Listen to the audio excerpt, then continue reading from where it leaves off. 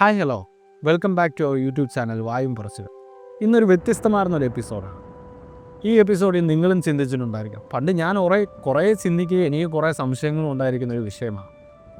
നിസ്സാരമായി പറയുകയാണെങ്കിൽ സൈക്കിൾ അഗർവതി ചന്ദനത്തിരികളുടെ പരസ്യത്തിനകത്ത് ആ കുട്ടി ചോദിക്കുന്നൊരു ചോദ്യമുണ്ട്, ഈ കരിക്കിനകത്ത് ആരാ വെള്ളം നിറയ്ക്കുന്നത്?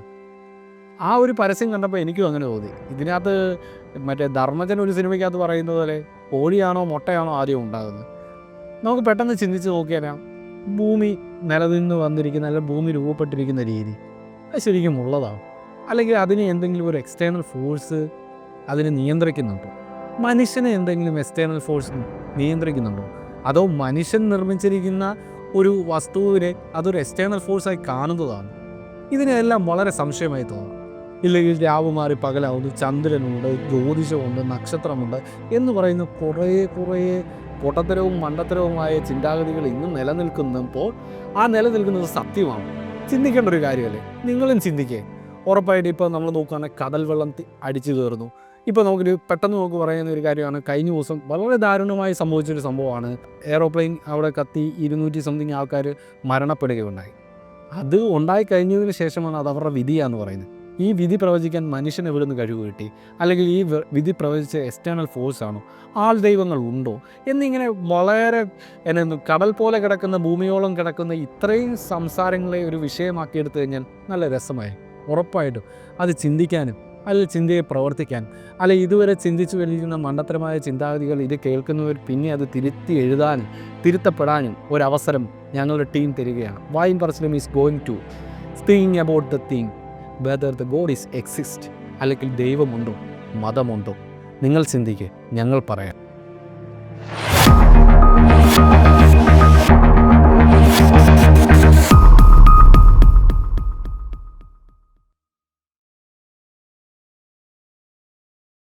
അപ്പോൾ നമ്മളിന്ന് സംസാരിക്കാൻ എടുത്തിരിക്കുന്ന ഒരു വിഷയം എന്ന് പറഞ്ഞാൽ അത് പ്രസക്തമായൊരു വിഷയമാണോ അതോ അപ്രസക്തമായൊരു വിഷയമാണോ എന്നുള്ള ഒരു ചോദ്യത്തിന് തന്നെയാണ്. ഇപ്പോൾ എന്നെ സംബന്ധിച്ച് അത് പ്രസക്തമാണെന്ന് പറയുന്നത് നിന്നെ സംബന്ധിച്ച് ചിലപ്പോൾ അപ്രസക്തമായി. കാരണം കാഴ്ചപ്പാടുകളും വ്യത്യാസമാണ്. ഈ കാഴ്ചപ്പാടുകൾ വ്യത്യാസം എന്ന് പറഞ്ഞാൽ ഓരോ മനുഷ്യനും കാഴ്ചപ്പാടുകൾ വ്യത്യാസമാണെന്ന് പറയുമ്പോൾ ഓരോ മനുഷ്യനും ദൈവങ്ങളും വ്യത്യാസം. ചിലർക്ക് ഇതിനകത്തൊരു വിശ്വാസമുണ്ട്, ചിലർക്ക് വിശ്വാസമില്ല. ഇതൊരു കറക്റ്റ് പറഞ്ഞൊരു ബ്ലാക്ക് ബോക്സിൽ ഇട്ട് വെക്കാൻ പറ്റിയൊരു സാധനം. എങ്ങനെ ഈ നമ്മൾ സംസാരിക്കാൻ പോകുന്ന വിഷയം ഞാൻ ആദ്യം തന്നെ പറയാം. ദൈവം അനിവാര്യമാണോ അതോ മനുഷ്യന് ദൈവമുണ്ടെങ്കിലോ മുന്നോട്ട് പോകാൻ പറ്റത്തുള്ളൂ, അത് അല്ലെങ്കിൽ ദൈവം എന്ന കൺസെപ്റ്റ് ഉണ്ടോ എന്നൊരു വിഷയമാണ്. ഞാനപ്പം ഈ ഒരു വിഷയത്തിലേക്ക് കടക്കുന്നതിന് മുമ്പ് ഇന്നലെ ചുമ്മാ ഞാനിങ്ങനെ ഈ എന്ത് സംസാരിക്കണമെന്നറിയാൻ വയ്യാതെ ഇങ്ങനെ ഇരിക്കും. അപ്പോൾ ഞാൻ ഈ വളരെ ഒരു ബൈറ്റ് തന്നു. ആ ബൈറ്റിനകത്ത് നമ്മുടെ സന്തോഷ് ജോർജ് കുളങ്ങരയുടെ ബൈറ്റായിരുന്നു. ആ ബൈറ്റിനകത്ത് ഇങ്ങനെ പറഞ്ഞു, ഞാനൊരു ക്രിസ്ത്യൻ ഫാമിലിയിൽ ജനിക്കപ്പെട്ടത് കൊണ്ട് ഞാൻ ക്രിസ്ത്യനായി വേണം. ഈ മതം എന്ന് പറയുന്ന സംഭവം ഒരു വ്യക്തിയിലേക്ക് വരുന്നത് അത് കയ്യാലപ്പുറത്തിലേക്കുന്ന തേങ്ങ പോലെ. കാരണം ഒരിക്കലും അയാൾ ചൂസ് ചെയ്യുന്ന സംഭവം അല്ല. ഇപ്പം ഞാൻ ഒരു മുസ്ലിം ഫാമിലിയിൽ ജനിക്കപ്പെട്ടത് കൊണ്ട് ഞാനൊരു മുസ്ലിമായി വളർന്നു. ഒരിക്കലും അതെൻ്റെ ചൂസല്ല. ഇപ്പം നീ സ്വാഭാവികമായിട്ട് മറ്റൊരു മതസ്ഥ വളർന്നത് കൊണ്ട് നീ ആ മതത്തിൽ വളർന്നു വന്നു. ഈ ഒരു കൺസെപ്റ്റാണ് നമ്മുടെ ഇന്ത്യ എന്ന മഹാരാജ്യത്തിൽ മുന്നോട്ട് പോകുന്നത്. പിന്നെ ഇങ്ങനെ വേറൊരു റെഫറൻസ് നോക്കി ഞാൻ ചുമ്മാ ജസ്റ്റ് എനിക്ക് ക്യൂരിയോസിറ്റി, ഈ ഒരു വിഷയത്തിലേക്ക് ക്യൂരിയോസിറ്റി വന്നപ്പോൾ ഞാൻ നോക്കിയാണ് ഏത് മതമാണ് ഏറ്റവും കൂടുതൽ ലോകത്തിൽ. അപ്പം ഇങ്ങനെ അതിനകത്ത് ഒരു കൃത്യമായ ഒരു ഉത്തരവില്ല. ചില ഏതോ ഒരു രാജ്യം, മതമില്ലാത്ത രാജ്യം വരെ ലോകത്തിലുണ്ട്. ഫിൻലൻഡ്, അവിടെ പ്രശ്നങ്ങളും ഇല്ലെന്ന് പറയും. ഇന്ത്യയെ സംബന്ധിച്ച് നീ നോക്കിയാൽ അതിന് ആ ഒരു മതത്തിൽ എന്തുമാത്രം മതത്തെ കുളിച്ച് നിൽക്കുന്ന ഒരു രാജ്യമാണ്. കുളിച്ച് സോബോധമായിട്ട് നിൽക്കുന്ന രാജ്യമാണെന്ന് തന്നെ പറയുന്നത്. അത്രേ ഉള്ളൂ. ഈ ഇപ്പം നമ്മുടെ കേരളത്തിൽ നിന്ന് നമ്മൾ സംസാരിക്കുകയാണെങ്കിൽ മതത്തിന് രാഷ്ട്രീയം ഉണ്ടായിട്ടുണ്ട്. നമ്മൾ ആ ഒരു വിഷയമല്ല സംസാരിക്കുന്നത്, മതത്തിന് രാഷ്ട്രീയം ഉണ്ടായിട്ടുണ്ട്. ഈ ശ്രീനാരായണ ഗുരു പറഞ്ഞത് ഒരു മനുഷ്യന് ഒരു ജാതി, ഒരു മതം, ഒരു ദൈവം എന്ന് പറഞ്ഞിടത്തുനിന്ന് നമുക്ക് ഇങ്ങനെ തന്നെ പറയാം, ഒരു മനുഷ്യന് ഒരു ദൈവം എന്നൊരു കൺസെപ്റ്റിലേക്ക് പുള്ളിയുടെ കോട്ടിങ് കൊണ്ടുപോയി ആ ഒരു പ്രസ്ഥാനത്തിന് തന്നെ, അല്ലെങ്കിൽ ആ അദ്ദേഹത്തെ പിന്തുടർന്നു വന്നവർ അതൊരു മതമായിട്ട് ക്രിയേറ്റ് ചെയ്ത ഒരു സംസ്കാരം ഉള്ള സ്ഥലത്താണ് നമ്മളെല്ലാം ജീവിക്കുന്നത് എന്നുള്ളൊരു വളരെ ഹാസ്യമായ ഒരു കാര്യമാണ്. വളരെ അതിനോടൊന്നും നമുക്ക് യോജിക്കാൻ പറ്റത്തില്ല. എന്നെ സംബന്ധിച്ച് ഞാൻ ദൈവവിശ്വാസത്തെയും മതത്തെയും വെച്ച് പറയുമ്പോൾ എന്നെ സംബന്ധിച്ച് എനിക്ക് വിശ്വാസമുണ്ടോ എന്ന് ചോദിച്ചാൽ വിശ്വാസമുണ്ട്. വിശ്വാസമില്ലേ എന്ന് ചോദിച്ചു കഴിഞ്ഞാൽ എന്താ അങ്ങനെ ഒരു എനിക്ക് അപ്പുറത്തോട്ടും പോവാതെ ഇപ്പുറത്തോട്ടും പോവാൻ നിൽക്കാനുള്ള കാരണം? അങ്ങനെ കാരണത്തിലുപരി ഇപ്പം നീ ആദ്യം പറഞ്ഞല്ലോ, ഇപ്പം ഒരു കുട്ടി ജനിക്കുമ്പോൾ ആ നമുക്കൊരു ചൂസ് ചെയ്യാനൊരു ഓപ്ഷനോ കാര്യങ്ങളൊന്നുമില്ല. അച്ഛനും അമ്മയും നമ്മുടെ വീട്ടുകാർ പറയുന്ന കാര്യം എന്താണോ അത് ചെയ്തു തുടങ്ങുക എന്നുള്ള പരിപാടി മാത്രമേ ഉള്ളൂ. പക്ഷേ കുറച്ച് കാലം കഴിയുമ്പോഴത്തേക്കും അവനൊരു അറിവൊക്കെ ആകുമ്പോഴത്തേക്കും അവനുണ്ടാകുന്നൊരു ഡൗട്ടുണ്ട്. അത് എല്ലാവർക്കും ഇല്ല, വളരെ ന്യൂനപക്ഷമായിട്ടുള്ള ആൾക്കാർ മാത്രമേ ഉള്ളൂ അങ്ങനെ. ഇപ്പം നീ ചോദിച്ച പോലെ തന്നെ അതിലും കുറച്ചുകൂടെ തീവ്രമായിട്ട് പോയി കഴിഞ്ഞ് കഴിഞ്ഞാൽ അത് എത്തിസമല്ല അങ്ങനെയുള്ള കുറച്ച് കാര്യങ്ങളായിട്ട് മാറും. ഉറപ്പായിട്ടും ഇപ്പോൾ നീ പറഞ്ഞ ഈ ഒരു സംഭവമില്ലേ, അതായത് മതത്തിൽ കുളിച്ച് നിൽക്കുന്ന ഒരു രാജ്യം എന്ന് പറഞ്ഞാൽ അതിവിടെ മാത്രമുള്ള പ്രശ്നമല്ല. ഇപ്പം നീ ഒരു രാജ്യത്ത് ഇല്ലയെന്നും പറഞ്ഞു, അവിടെ ഇല്ലായതൊന്നുമല്ല, അവരതിനെ ഉൾക്കൊണ്ടുകൊണ്ടാണ്. അതായത് ഇത് ഉണ്ടെങ്കിലും ഇല്ലെങ്കിലും നമുക്ക് എത്രത്തോളം, അതായത് നമ്മൾ മുന്നോട്ട് വെക്കുന്ന ഒരു ആശയം എന്നല്ല, മതം ഉണ്ടെങ്കിൽ നമുക്ക്, അതായത് മതം ഇല്ലെങ്കിലും ഉണ്ടെങ്കിലും നമുക്ക് ചെയ്യേണ്ട കാര്യങ്ങൾ നമ്മൾ ചെയ്ത് കഴിഞ്ഞാൽ നമുക്ക് അതിനുള്ള ബെനിഫിറ്റ്സും റിസൾട്ട്സും കിട്ടും. അപ്പം മതം എന്ന് പറയുന്ന ഒരു ധാർമ്മികതയായിട്ട് മാറും. ഒരു കാലഘട്ടത്തിൽ ഒരു സോഷ്യൽ സ്ട്രക്ചർ ഉണ്ടാക്കാനായിട്ട് മതം അനിവാര്യമായിരുന്നു. പക്ഷെ ഇന്നത്തെ കാലത്ത് അങ്ങനെയല്ല. നമുക്കിപ്പോൾ എക്സാമ്പിൾ പറയുവാണെങ്കിൽ ഒരു കാലഘട്ടത്തിൽ JCB ഇല്ല, ആ സമയത്ത് തടി പിടിക്കാനായിട്ട് ആന വേണം. ഇന്നത്തെ കാലത്ത് JCB ഉണ്ട്, അല്ലെങ്കിൽ അതുപോലുള്ള വണ്ടികളും കാര്യങ്ങളൊക്കെ നമുക്ക് അവൈലബിൾ ആണ്. അതുകൊണ്ട് ആനയെ വേണ്ട കാര്യമില്ല. പക്ഷെ എന്നിട്ട് ഇപ്പോഴും ആനയെ പിടിക്കുന്നുണ്ട് എന്നിട്ട് ഇത്തരമുള്ള കാര്യങ്ങൾ ചെയ്യാനായിട്ട്. അവിടെ ഇതുപോലെ സംഭവങ്ങളുണ്ട്. ജസ്റ്റ് എക്സാമ്പിളാണ്. അതുപോലെ തന്നെയാണ് മതവും. ഒരു കാലഘട്ടത്തിൽ അത് അനിവാര്യമായിരുന്നു. അതായത് ഒരു സോഷ്യൽ സ്ട്രക്ചർ ഉണ്ടാക്കാനായിട്ട്, ഒരു കുടുംബം അല്ല അങ്ങനെയുള്ള കുറച്ച് കാര്യങ്ങളൊക്കെ ഉണ്ടാക്കാനായിട്ട് അനിവാര്യമായിരുന്നു. പക്ഷെ ഇന്നത്തെ കാലഘട്ടത്തിൽ അത് അത്രത്തോളം അനിവാര്യമാണോ? അനിവാര്യമാണ്. നിന്റെ ഒരു എക്സ്പ്ലനേഷൻ ഉണ്ട് അതിനുണ്ട്, അനിവാര്യമാണെന്ന്. എൻ്റെ പേഴ്സണൽ അഭിപ്രായം പറയുവാണെങ്കിൽ ഒരാവശ്യമില്ല എന്നുള്ളത് ഞാനിപ്പോൾ വളർന്ന്, അത് മീൻസ് ഞാനിപ്പോൾ ചിന്തിക്കുന്ന ഒരു ചിന്താഗതിയാണ്. പക്ഷെ ഞാനത് ഇപ്പം എനിക്കിപ്പം നിൻ്റെ അടുത്ത് പറയാനുള്ളതെന്ന് വെച്ച് കഴിഞ്ഞാൽ, ഇപ്പം എക്സാമ്പിൾ പറയുകയാണെങ്കിൽ ഇപ്പം ഈ എക്സാം ഒക്കെ വരുന്ന സമയത്ത് കുട്ടികൾ അമ്പലത്തിൽ പോയിട്ട് പൂജവെപ്പും ഇങ്ങനെയുള്ള പരിപാടിയെല്ലാം കഴിഞ്ഞിട്ട് എക്സാം എഴുതാൻ പോകും. ആ പോകുന്നൊരു അരമണിക്കൂർ, ആ അരമണിക്കൂർ അവർ കുറച്ചുകൂടെ പഠിച്ചിരുന്നെങ്കിൽ അവർക്ക് ചിലപ്പം 2 മാർക്ക് എക്സ്ട്രാ. അല്ല വേറെ അല്ല, ഞാൻ പറഞ്ഞു തരുന്നില്ല. അപ്പോൾ സംഭവം ഇത്രേ ഉള്ളൂ. അതായത് നമ്മൾ അമ്പലത്തിൽ പോകുന്നതുകൊണ്ട് ചിലപ്പോൾ അവന് ചിലപ്പോൾ ഒരു ആത്മവിശ്വാസം കിട്ടാൻ ചാൻസ് ഉണ്ട്, ഇല്ലയെന്ന് ഞാൻ പറയുന്നില്ല. പക്ഷെ ഇല്ലെങ്കിലും അവിടെ പോയിട്ട് ആ ഒരു സമയം കളയുന്നതിന് പകരം ആ സമയത്ത് അവൻ കുറച്ചുകൂടെ പഠിച്ചിരുന്നെങ്കിൽ അവന് ചിലപ്പോൾ 2 മാർക്ക് എക്സ്ട്രാ കിട്ടാൻ ചാൻസ് ഉണ്ട്. അപ്പം അതിന് നമ്മൾ എന്താ മനസ്സിലാക്കണ്ടേ? അപ്പം നീ ഇപ്പം ഒരു വിശ്വാസം അല്ലെങ്കിൽ അങ്ങനെ ഒരു ചിന്ത നമ്മുടെ ഉള്ളിൽ ഉണ്ടായെങ്കിൽ വലിയ കുഴപ്പമൊന്നുമില്ല. പക്ഷെ നമ്മളത് എന്താ പറയുക, ഓവറായിട്ട് നമ്മളതിനെ എക്സ്പോസ് ചെയ്യുമ്പോഴോ അല്ലെങ്കിൽ നമ്മളതിനെ എന്താ പറയുക, ആവശ്യമില്ലാത്ത പല കാര്യങ്ങളും നമ്മൾ വീട്ടുകാർ പഠിപ്പിച്ചിരുന്ന പരിപാടികളാണ് ഇതൊക്കെ. നമുക്കറിയും ഒരു കാലഘട്ടത്തിൽ അല്ലെങ്കിൽ ഒരു ചെറുപ്പത്തിൽ നമ്മൾ തുടങ്ങിക്കഴിയുമ്പോൾ അമ്പലത്തിൽ പോകണം, അല്ലെങ്കിൽ ഇന്നപോലെ ആരാധനകളിൽ പോകണം, ഇതെല്ലാം നമ്മൾ വീട്ടുകാർ പഠിപ്പിച്ചിരുന്ന കാര്യങ്ങളാണ്, അല്ലെങ്കിൽ നമ്മുടെ സൊസൈറ്റി നമ്മളെ പഠിപ്പിച്ചിരുന്ന കാര്യങ്ങളാണ്. ഓക്കെ. പക്ഷേ കുറച്ചുകൂടെ കഴിയുമ്പോഴത്തേക്കും നമ്മുടെ ആവശ്യത്തിനനുസരിച്ച് ഇതൊക്കെ നമ്മൾ പയ്യെ മാറ്റി വെക്കും. അപ്പോൾ ഞാനൊരു സമയത്ത് എല്ലാ ശനിയാഴ്ച അമ്പലത്തിൽ പോകുന്ന ആളായിരുന്നു. എനിക്ക് നല്ലപോലെ വിശ്വാസവും കാര്യങ്ങളൊക്കെ ഉണ്ടായിരുന്ന ആളായിരുന്നു. പക്ഷെ കുറച്ച് കഴിഞ്ഞ് കഴിഞ്ഞപ്പം എൻ്റെ പഠിത്തം പരിപാടിയൊക്കെ ആയിട്ട് ഞാൻ മാറി നിന്നപ്പം പോയില്ലെങ്കിലും ഈ പരിപാടി നടന്നാലും എൻ്റെ കാര്യങ്ങൾ മുന്നോട്ട് പോകത്തുള്ളൂ. അപ്പോൾ അതെൻ്റെ ഉള്ളിലിരിക്കാൻ തുടങ്ങി. പിന്നെ കുറച്ചുകൂടെ കഴിഞ്ഞ് കഴിഞ്ഞപ്പോഴത്തേക്കും ഒരു പർട്ടിക്കുലർ ടൈം എത്തിക്കഴിഞ്ഞപ്പം ചില കാര്യത്തിനൊക്കെ ആയിട്ട് ഞാനിങ്ങനെ കുറച്ച് കാര്യങ്ങളൊക്കെ റെഫർ ചെയ്യുന്ന സമയത്ത് എനിക്ക് ചെറിയ സിനിമ പ്രാന്തം പരിപാടിയൊക്കെ ഉണ്ട്. അപ്പോൾ ആ ഒരു സമയത്ത് ഒരു കഥ എഴുതാനായിട്ടൊരു ടോപ്പിക്ക് തപ്പിപ്പോയി കഴിഞ്ഞപ്പോഴത്തേക്കുമാണ് ഈ ഒരു സാധനം എടുത്താൽ എങ്ങനെ ഇരിക്കുമെന്ന് തോന്നിയത്. അപ്പോൾ ആ ഒരു ഐഡിയ വെച്ചിട്ടാണ് ഞാൻ ഇത്തരം കാര്യങ്ങൾ ചിന്തിക്കാൻ തുടങ്ങിയത്. ആ സമയത്താണ്, ഒരു 5 വർഷം 6 വർഷം ആയതേ ഉള്ളൂ. ആ സമയത്താണ് ചിന്തിക്കാൻ തുടങ്ങിയത്. ചിന്തിച്ച് തുടങ്ങിക്കഴിഞ്ഞ് കഴിഞ്ഞപ്പോഴത്തേക്ക് ഇപ്പം എന്താ പറയുക, ഈ ഒരു സാധനം ഇല്ലടാ, ഈ വെള്ളത്തിലോട്ട് നമ്മളൊരു ചെറിയ സാധനം ഇടുമ്പോൾ വലുതായിട്ട് വരുന്നൊരു ട്രാൻസ്പെറൻറ്റ് പോലത്തെ സാധനം, അതിനെ പിടിക്കാൻ നോക്കുമ്പോൾ ചാടി ചാടി പോയി വഴുക്കല്ലേ. അതുപോലെ ദൈവത്തെ പിടിക്കാൻ നോക്കുമ്പോൾ ഈ സാധനം ഉണ്ടോയെന്ന് നോക്കി നമ്മളതിൻ്റെ പുറകെ പോകുന്നതനുസരിച്ച് ഇങ്ങനെ പൊക്കോണ്ടേ ഇരിക്കുക, നിൽക്കുന്നില്ല. ചിലപ്പോൾ അതിനാണ് ഈ ട്രഷർ ഹണ്ടിനൊക്കെ ഇപ്പം കിട്ടും എന്ന് പറഞ്ഞിട്ട് ഏറ്റവും അവസാനം ചിലപ്പോൾ ഭയങ്കര മധുരമായിട്ടുള്ള ഒരു റിസൾട്ട് കിട്ടാൻ വേണ്ടി ആയിരിക്കും. മനുഷ്യനുണ്ടായ കാലം തൊട്ട് ഈ പിടുത്തമുണ്ട്, ഇതുവരെ കിട്ടിയിട്ടില്ല. മനുഷ്യന് സ്വാഭാവികമായിട്ടും നമ്മുടെ ആവശ്യങ്ങളായിട്ടും എന്താ പറയുക, ദൈവത്തെ ഉപയോഗിക്കാറുണ്ട്. ദൈവത്തെ ഉപയോഗിക്കുക ഇങ്ങനെ പറയാം. അങ്ങനെ ഉള്ളൂ. അല്ല ദൈവം എന്ന കൺസെപ്റ്റിലേക്ക് നമ്മളെല്ലാം വരുമ്പോൾ അൾട്ടിമേറ്റ് സംഭവം എന്നെ സംബന്ധിച്ച് ഞാൻ നോക്കുന്ന കോൺഫിഡൻസാണ്. നമ്മൾ എവിടെ ദുർബലപ്പെടുന്നോ ആ ദുർബലപ്പെടുന്നിടത്ത് നമുക്കത് ഫില്ല് ചെയ്ത് തരുന്നത് ഈ ഒരു അദൃശ്യമായ ശക്തിയാണെന്ന് ഞാൻ പറയാം. അങ്ങനെ ആ ഒരു കൺസെപ്റ്റിലേക്കാണ് മിക്ക ആൾക്കാരും അതിനെ കാണുന്നത്. ഇപ്പം നീ പറഞ്ഞതുപോലെ ആൾക്കാർ ഇങ്ങനെ ട്രഷർ ഹണ്ടിന് പോകുന്നു. ഞാൻ പറഞ്ഞു വെച്ചാണ്, നീ പറഞ്ഞു വെച്ച് ഞാൻ ഊഹിച്ചു പറഞ്ഞു. ട്രഷർ ഹണ്ടിന് ഈ മതവിശ്വാസം ആൾക്കാരൻ കുറഞ്ഞത് ഒരു പീരീഡ്, നമ്മുടെയൊക്കെ സാക്ഷ്യമായ ഒരു പീരീഡ് എന്ന് പറഞ്ഞാൽ കോവിഡിന് ശേഷം. ശ്രദ്ധിച്ചിട്ടുണ്ടോ? എങ്ങനെ മനസ്സിലായില്ല? കോവിഡ് നീ ഇപ്പൊ പറഞ്ഞു ശനിയാഴ്ചകളിൽ നീ എന്ന് സ്ഥിരമായി പള്ളിയിൽ അമ്പലത്തിൽ പോകാറുണ്ടായിരുന്നു. ഇതുപോലെ തന്നെ കോവിഡിന്റെ സമയത്ത് ഒത്തുകൂടാൻ പറ്റുന്നില്ല, പള്ളിയിൽ പോകാൻ പറ്റുന്നില്ല. അത്ര ഒരു പീരീഡില് ഈ കാര്യങ്ങളെല്ലാം മാറ്റി വെച്ച് മനുഷ്യൻ ജീവിക്കാൻ തുടങ്ങി. അപ്പോൾ മനുഷ്യന് എന്ത് തോന്നി? സമൂഹത്തിന് എന്ത് തോന്നി? ഇതിന്റെ ആവശ്യകതയുണ്ടോ എന്നുള്ള ഒരു തോട്ടിലേക്ക് ഒരു ഭൂരിഭാഗം ആൾക്കാരും, ഇപ്പൊ എൻ്റെ വീട്ടുകാരാണേലും എൻ്റെ ബന്ധുക്കാരാണേലും, ഇനി അതിൻ്റെ ആവശ്യമുണ്ടോ? പള്ളിയിൽ പോകേണ്ട ആവശ്യകതയുണ്ടോ? കോവിഡിന് ശേഷം വന്ന ഒരു ട്രാൻസ്ഫോർമേഷൻ. അതായത് സമൂഹത്തിൽ എന്ത് രൂപപ്പെട്ടോ ആ രൂപപ്പെട്ടതിന് മനുഷ്യൻ ഇൻഫ്ലുവൻസ് ആവും. അതായത് ഒരു പീരീഡിൽ ദൈവം എന്നൊരു കൺസെപ്റ്റിലേക്ക് വന്നപ്പോൾ ദൈവം എന്നത് പള്ളിയിൽ പോകണം, പള്ളിയിൽ പോയില്ലേ പാപമാണ്, പള്ളിയിൽ പോയില്ലെങ്കിൽ തിന്മയാണ്, നന്മയാണ് എന്നുള്ളൊരു കൺസെപ്റ്റ് വന്ന ടൈമിൽ നിന്നും കോവിഡ് വന്നതിന് ശേഷം ഇതിന് വളരെ വ്യത്യാസം തോന്നി. ഇപ്പോൾ നമ്മൾ ഏതെങ്കിലും നിസ്സാരമായി നോക്കിയാൽ മതി.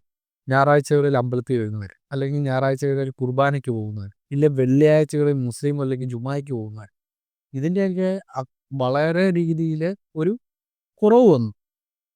ഇതെങ്ങനെ സംഭവിച്ചു? അല്ലെ വളരെ അന്ധമായി വിശ്വസിച്ചിരുന്നവർ പോലും പിന്നെ അതിനേക്ക് ഒരു മിനിമലൈസ് ചെയ്തു വിശ്വാസത്തെ. ദൈവം ഉമ്മ എന്നുള്ള കൺസെപ്റ്റിലേക്ക് വരുമ്പോൾ ഇപ്പം നമ്മൾ ഹിന്ദു മതം നോക്കുവാണെങ്കിൽ ഒരു ദൈവമല്ല നോക്കും, 330 കോടി ദൈവം.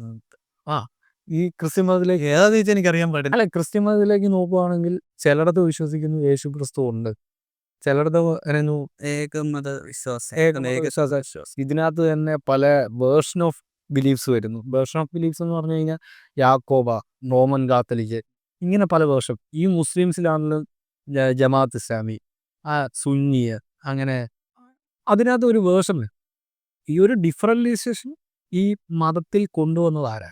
ശരിയും നമ്മളൊക്കെ തന്നെയാണ് മനുഷ്യൻ. അപ്പം മനുഷ്യൻ തന്നെയാണ് നിർമ്മിച്ചിരിക്കുന്നത് എന്നുള്ളത് വാസ്തവമാണ്. വാസ്തവം. ഇപ്പം നീ പറഞ്ഞ കൾച്ചർ ഫോർമേഷൻ ചെയ്യാൻ വേണ്ടി ഈ മതത്തെ, എന്നെ സംബന്ധിച്ച് മതം ശരിക്കും ഒരു മോറൽ വാല്യൂസ് മനുഷ്യന് പ്രൊവൈഡ് ചെയ്യുന്നുണ്ട്. ഇല്ലെന്ന് പറയാൻ പറ്റുമോ നിനക്ക്? എല്ലാം ഒന്നുമില്ല. അല്ല, ഇല്ലെങ്കിലും നമുക്ക് ചെയ്യാൻ പറ്റുമെന്നാണ് ഞാൻ പറഞ്ഞു വന്നത്. ഇല്ലേ? അതായത് ഇപ്പം ഞാൻ പറയാം, ഇപ്പോൾ എനിക്ക് നിന്നോടുള്ള സ്നേഹം കാണിക്കാനായിട്ട് ഇപ്പം ഞാൻ ഇത്തരത്തിലുള്ള യാതൊരു കാര്യങ്ങളും വിശ്വസിക്കുന്നില്ല. ഇപ്പോൾ നേരത്തെ ഉണ്ടായിരുന്നു, ഇപ്പോൾ ഇല്ല. പക്ഷേ എനിക്ക് നിൻ്റെ അടുത്ത് അങ്ങനെയുള്ള യാതൊരുവിധ പ്രശ്നങ്ങളും ഇല്ല. എൻ്റെ കൂടെ നിൽക്കുന്നവർക്കും എനിക്ക് അങ്ങനത്തെ ഒരു പ്രശ്നമില്ല. ഇപ്പം ഞാൻ പറയട്ടെ, നമ്മുടെ അംബേദ്കർ, അദ്ദേഹത്തിന് എന്തെങ്കിലും വിശ്വാസങ്ങളുണ്ടായിരുന്നു? അദ്ദേഹത്തിന് വിശ്വാസം ഇല്ലായിരുന്നു. ഇല്ലായിരുന്നു. അദ്ദേഹം ഏറ്റവും കൂടുതൽ കഷ്ടപ്പെട്ട് എന്തിനു വേണ്ടിയിട്ടാണ്? ഇവിടെ ഈ ഇന്ത്യയിലുള്ള ഒരുപാട് മതങ്ങളും ഒരുപാട് ജാതികളും അങ്ങനെ ഒരുപാട് കാര്യങ്ങളെല്ലാം ചേർത്ത് പിടിക്കുന്ന ഒരു കാര്യത്തിനാണ് ഏറ്റവും കൂടുതൽ നിന്നിട്ടുള്ളത്. അതായത് ഏതെങ്കിലും ഒരു മതത്തിൽ നിന്ന് വിട്ട ഒരാൾക്ക് മാത്രമേ എല്ലാ മതങ്ങളും ഒരുപോലെ കാണാനും അല്ലെങ്കിൽ ഇവരെല്ലാം പറയുന്ന കാര്യങ്ങൾ ഒന്നാണെന്നും മനസ്സിലാക്കാൻ എളുപ്പത്തിൽ പറ്റത്തുള്ളൂ. അത് അവരിലേക്ക് എത്തിക്കുക എന്നുള്ളത് കുറച്ച് ടാസ്ക്കാണ്. പക്ഷേ അങ്ങനെ ഉള്ളവരാണുള്ളതുകൊണ്ടാണ് ഇപ്പോഴും നമ്മളൊക്കെ സമാധാനപരമായിട്ട് ഇവിടെ നിൽക്കുന്നത്. മനസ്സിലായില്ലേ? അതാണ് ഞാൻ പറഞ്ഞ ആ ഒരു മോറൽ വാല്യൂ അത് മതങ്ങളിൽ നിന്ന് മാത്രമേ കിട്ടുള്ളൂ എന്ന് പറയുന്നത്. ഒരു സമയത്ത് ഞാൻ പറഞ്ഞത് ഒരു സോഷ്യൽ സ്ട്രക്ചർ ഉണ്ടാക്കുന്ന സമയത്ത് അത് അനിവാര്യമായിരുന്നു. പക്ഷേ ഇപ്പോൾ ഞാനൊന്ന് അണ്ടർലൈൻ ചെയ്യാം. നീ ഇപ്പോൾ പറഞ്ഞ ഒരു പ്രസ്താവന ഞാൻ കോട്ട് ചെയ്യാം. എല്ലാ മതങ്ങളും അറിഞ്ഞിരിക്കുന്ന ഒരാൾക്ക് എല്ലാ മതങ്ങളെ ഒരുമിച്ച്, അതായത് മതങ്ങളിൽ നിന്ന് അദ്ദേഹത്തിന് വാല്യൂസ് കിട്ടിയിട്ടുണ്ട് എന്ന ഒരു കൺസെപ്റ്റിലേക്ക് വേണം വരത്തില്ലേ? എങ്ങനെ മനസ്സിലായില്ല? ഇപ്പം അംബേദ്കറിൻ്റെ കാര്യം പറഞ്ഞപ്പോൾ എല്ലാ മതങ്ങളും അറിഞ്ഞിരുന്നത് കൊണ്ട് മാത്രം അദ്ദേഹത്തിന് എല്ലാ മതങ്ങളെ ഒരുമിച്ച് പിടിക്കാൻ സാധിച്ചു. ശരിയല്ലേ? അപ്പം അങ്ങനെ വരുമ്പോൾ അദ്ദേഹം എല്ലാ മതങ്ങളുടെയും വാല്യൂസ് അറിഞ്ഞിട്ടുണ്ട്. അങ്ങനെയല്ല. പിന്നെ അതായത് ഇപ്പം നമുക്കൊരു ഒരു 3 പേരെ എടുക്കാം. 3 വ്യത്യസ്ത മതത്തിലുള്ള ഒരു 3 പേരെ എടുക്കാം. ഓക്കെ, എക്സാമ്പിളാണേ. അതിൽ ഒരാളോട് ഏതാണ് ശരിക്കുള്ള മതവും ചോദിച്ചു കഴിഞ്ഞാൽ 3 പേരും 3 ഉത്തരങ്ങൾ വരും. ഇനി അതല്ല, അതിലേതെങ്കിലും ഇപ്പോൾ ഹിന്ദു മതത്തിൽ ഒരാളെ എടുക്കാം. ഓക്കെ, ആ ആളുടെ അടുത്ത് നമ്മൾ ചോദിക്കുന്നു, അതിനകത്ത് നേരത്തെ പറഞ്ഞ പോലെ 330 കോടി ദൈവം, അത് വലിയ അയാളോട് ചോദിക്കുവാണ്, എന്നാ ഇതിലേത് ദൈവമാണ് നിന്റെ ദൈവം എന്ന് ചോദിക്കുമ്പോഴത്തേക്കും അവൻ കുറേ ദൈവങ്ങൾ പറയും. അതായത് ഇതിങ്ങനെ പൊക്കോണ്ടേയിരിക്കും. ഈ ആദ്യം പറഞ്ഞ സാധനം ഉണ്ടല്ലോ, അതായത് 3 പേരും 3 ഉത്തരങ്ങൾ പറഞ്ഞു കഴിയുമ്പോഴത്തേക്കും അതിൽ ശരിയുത്തരം ഏതാന്നുള്ളൊരു ചോദ്യം വന്നു കഴിയുമ്പോൾ അവിടെ ഒരു അടി ഉണ്ടാവും. ആ അടി ഉണ്ടാവാതിരിക്കാനാണ് ശ്രമിക്കുന്നത്. ശ്രമിച്ചത്. ഓക്കെ. ശരിയായിരിക്കും. അംബേദ്കറിനെ ഞാനും വളരെ ബഹുമാനിക്കുന്ന ഒരു നേതാവാണ്. കാരണം അദ്ദേഹം ഭരണഘടനയ്ക്ക് സംഭാവന ചെയ്തിരിക്കുന്നത് അംബേദ്കർ രാഷ്ട്രീയമാണ് സത്യം പറഞ്ഞാൽ ഇന്നത്തെ കാലഘട്ടത്തിൽ അങ്ങോട്ടാണെങ്കിൽ അംബേദ്കർ രാഷ്ട്രീയം ഇപ്പൊ ചർച്ചാ വിഷയമാകുന്ന വേടനിലൂടെ.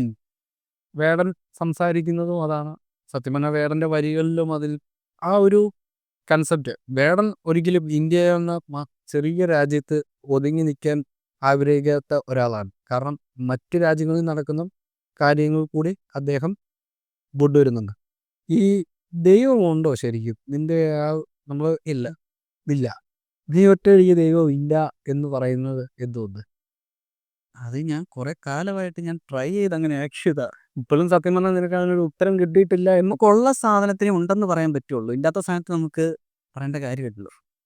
അപ്പോൾ ഉണ്ടെന്ന് നീ പറയുവാണെങ്കിൽ നീ അതിനെ കാണിച്ചു തരണം, അല്ലെങ്കിൽ അതിൻ്റെ എവിഡൻസ് കൊണ്ടുവരണം. എന്നെ കൊണ്ട് പറ്റുമോ? എവിഡൻസ് ഇപ്പം ഇതല്ലാന്ന് ഞാൻ പറയും. എനിക്കത് കൊണ്ടുവരേണ്ട കാര്യമില്ല. ഇപ്പം ഞാനിവിടെ ഇരിക്കുന്നുണ്ട് എന്ന് നീ കാണുന്നതുകൊണ്ടാണ് ഞാൻ ഉണ്ടെന്ന് പറയുന്നത്. അത്രേ ഉള്ളൂ. ഇപ്പം ഞാനിപ്പോൾ ഇവിടെ വീട്ടിലോട്ട് പോവുകയാണെങ്കിൽ ഞാനിപ്പോൾ ഇവിടെ ഇല്ലെങ്കിൽ നീ ഇല്ല എന്ന് പറയും. അല്ല, നീ അതിൽ പോകുന്ന വഴിക്ക് അങ്ങനെ പറയാൻ പാടില്ല. പോകുന്ന വഴിക്ക് നീ ഇൻ കേസ് നിനക്ക് എന്തെങ്കിലും അപകടം പറ്റിയിട്ടുണ്ടെങ്കിൽ നമുക്ക് മാത്രമല്ല അങ്ങനെ പറയാൻ പറ്റുമോ? എങ്ങനെ? മീൻസ് നീ പോകുന്ന വഴിക്ക്, അല്ലെങ്കിൽ എൻ്റെ ഒരു ഞാൻ പറയുന്നത്, നീ എൻ്റെ ഒരു സുഹൃത്ത് പോകുന്ന വഴിക്ക് മരണപ്പെട്ടു എന്ന് കൂട്ടിക്കോ. ഇപ്പം നാളെ ഞാൻ മരണപ്പെടുവാണെങ്കിൽ ഏകദേശം അതിൻ്റെ എടുത്ത് കൂട്ടിക്കോ. അപ്പോൾ ഈ മരണപ്പെട്ടത് ഞാൻ അറിയുന്നത് വരെ അവൻ ജീവിച്ചിരുന്നു എന്നുള്ളത്. അതായത് ഒരു എവിഡൻസ് എപ്പോഴും നമുക്ക് വേണം. അല്ല, ഞാൻ പറയട്ടെ, പല കൾച്ചറിൽ നിന്ന് ഇപ്പം എന്നായിരുന്നു അതിനൊന്നും കൾച്ചറിന് നമ്മൾ ഒരു വലിയ കൾച്ചർ ഉണ്ടായിരുന്നല്ലോ ഇൻഡസ്ട്രിയലൈസേഷൻ വരുന്നതിന് മുമ്പ്. ഇൻഡസ് വാലിയുടെ അറ്റത്ത് നിന്ന് ആ ഒരു കഴിഞ്ഞു തൊട്ട് ഇതിൻ്റെ ഒരു അവശിഷ്ടങ്ങൾ അവിടെ മനസ്സിലാക്കേണ്ട വേറൊന്നും കാര്യമുണ്ട്. അതായത് ഇപ്പം നമ്മൾ 2025 നമ്മൾ ജീവിക്കുമ്പോൾ, ഓക്കെ, ഇതിനു മുമ്പും ഇപ്പം നമ്മൾ കാണുന്ന, നമ്മൾ ഏറ്റവും കൂടുതലായിട്ട് കാണുന്ന 3 മതങ്ങളുണ്ട്. ഇതല്ലാതെ ഇതിന് മുമ്പ് ഒരു ഒന്നല്ല, ഒരുപാട് സിവിലൈസേഷൻ ഉണ്ടായിരുന്നു. അവിടെയൊക്കെ ഇതിനേക്കാളും പവർഫുൾ ആയിട്ടുള്ള ദൈവങ്ങളുണ്ട്. മനസ്സിലായില്ലേ? അതൊക്കെ മൺമറഞ്ഞു പോയി. അപ്പം ഞാൻ നിസ്സാരമായ ഒരു ചോദ്യം ചോദിക്കാം. നീ ഇപ്പം കണ്ട എവിഡൻസ് ഇതെല്ലാം പറയുന്നു. ഒരു മനുഷ്യൻ ഒരു ദൈവമായെന്ന് വിചാരിച്ചു. നമ്മുടെ കാലഘട്ടത്തിൽ നടക്കുന്ന ഒരു സംഭവം ഫാൻറ്റസി എന്ന് പറയുമ്പോൾ ഇപ്പോൾ അമൃതാനമയി അതൊക്കെ ദൈവമായിട്ട് ആ ദൈവങ്ങളൊന്നും അല്ല, ആ പട്ടികയിൽ പോലും പെടുത്താൻ ഇതാണ് നമ്മുടെ നീ ഇപ്പം പറഞ്ഞതിനകത്തൊരു വൈദ്യുതി എന്നെ ഒരു വ്യത്യാസം എന്ന് ഞാൻ പറയാം. കാരണം നീ കണ്ട കാര്യങ്ങളെ ചിലപ്പോൾ അവർ ഈ അമൃതാനമയി അമ്മയെ അല്ലെങ്കിൽ ആരാണെങ്കിലും ഇപ്പം ആൾദൈവങ്ങളൊന്നും ഞാൻ അതിനെ അഭിസംബോധന ചെയ്യുന്നില്ല. ഇപ്പോൾ സ്വാഭാവികമായിട്ടും നീ ചെന്ന് കാണുമ്പോൾ അവർ എന്തായിട്ടൊക്കെ ചെയ്യുന്നുണ്ട്, അവർക്കൊരു അദൃഷ്ടമായ ശക്തിയുണ്ട്. അവരെ ദൈവമായിട്ട് താരതമ്യം ചെയ്ത് തെറ്റില്ലല്ലോ. അപ്പോൾ ഓൾറെഡി നീ കാണുമോ അത്?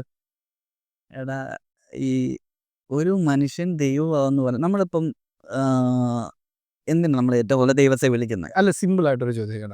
നിൻ്റെ ഒരു കൺസെപ്റ്റ് ദൈവം എന്ന് പറഞ്ഞാൽ ദൈവത്തിന് എന്തൊക്കെ? ഇതെൻ്റെ ഒരു കൺസെപ്റ്റ് അല്ല. ഞാൻ വേണമെങ്കിൽ ഒരു ദൈവത്തെ എൻ്റെതായ രീതിയിൽ വേണമെങ്കിൽ ഞാൻ ഒന്നും അതായത് പറഞ്ഞുതരാം. ഞാൻ ഒരു ക്യാരക്ടറൈസേഷൻ നടത്തി. ഓക്കെ.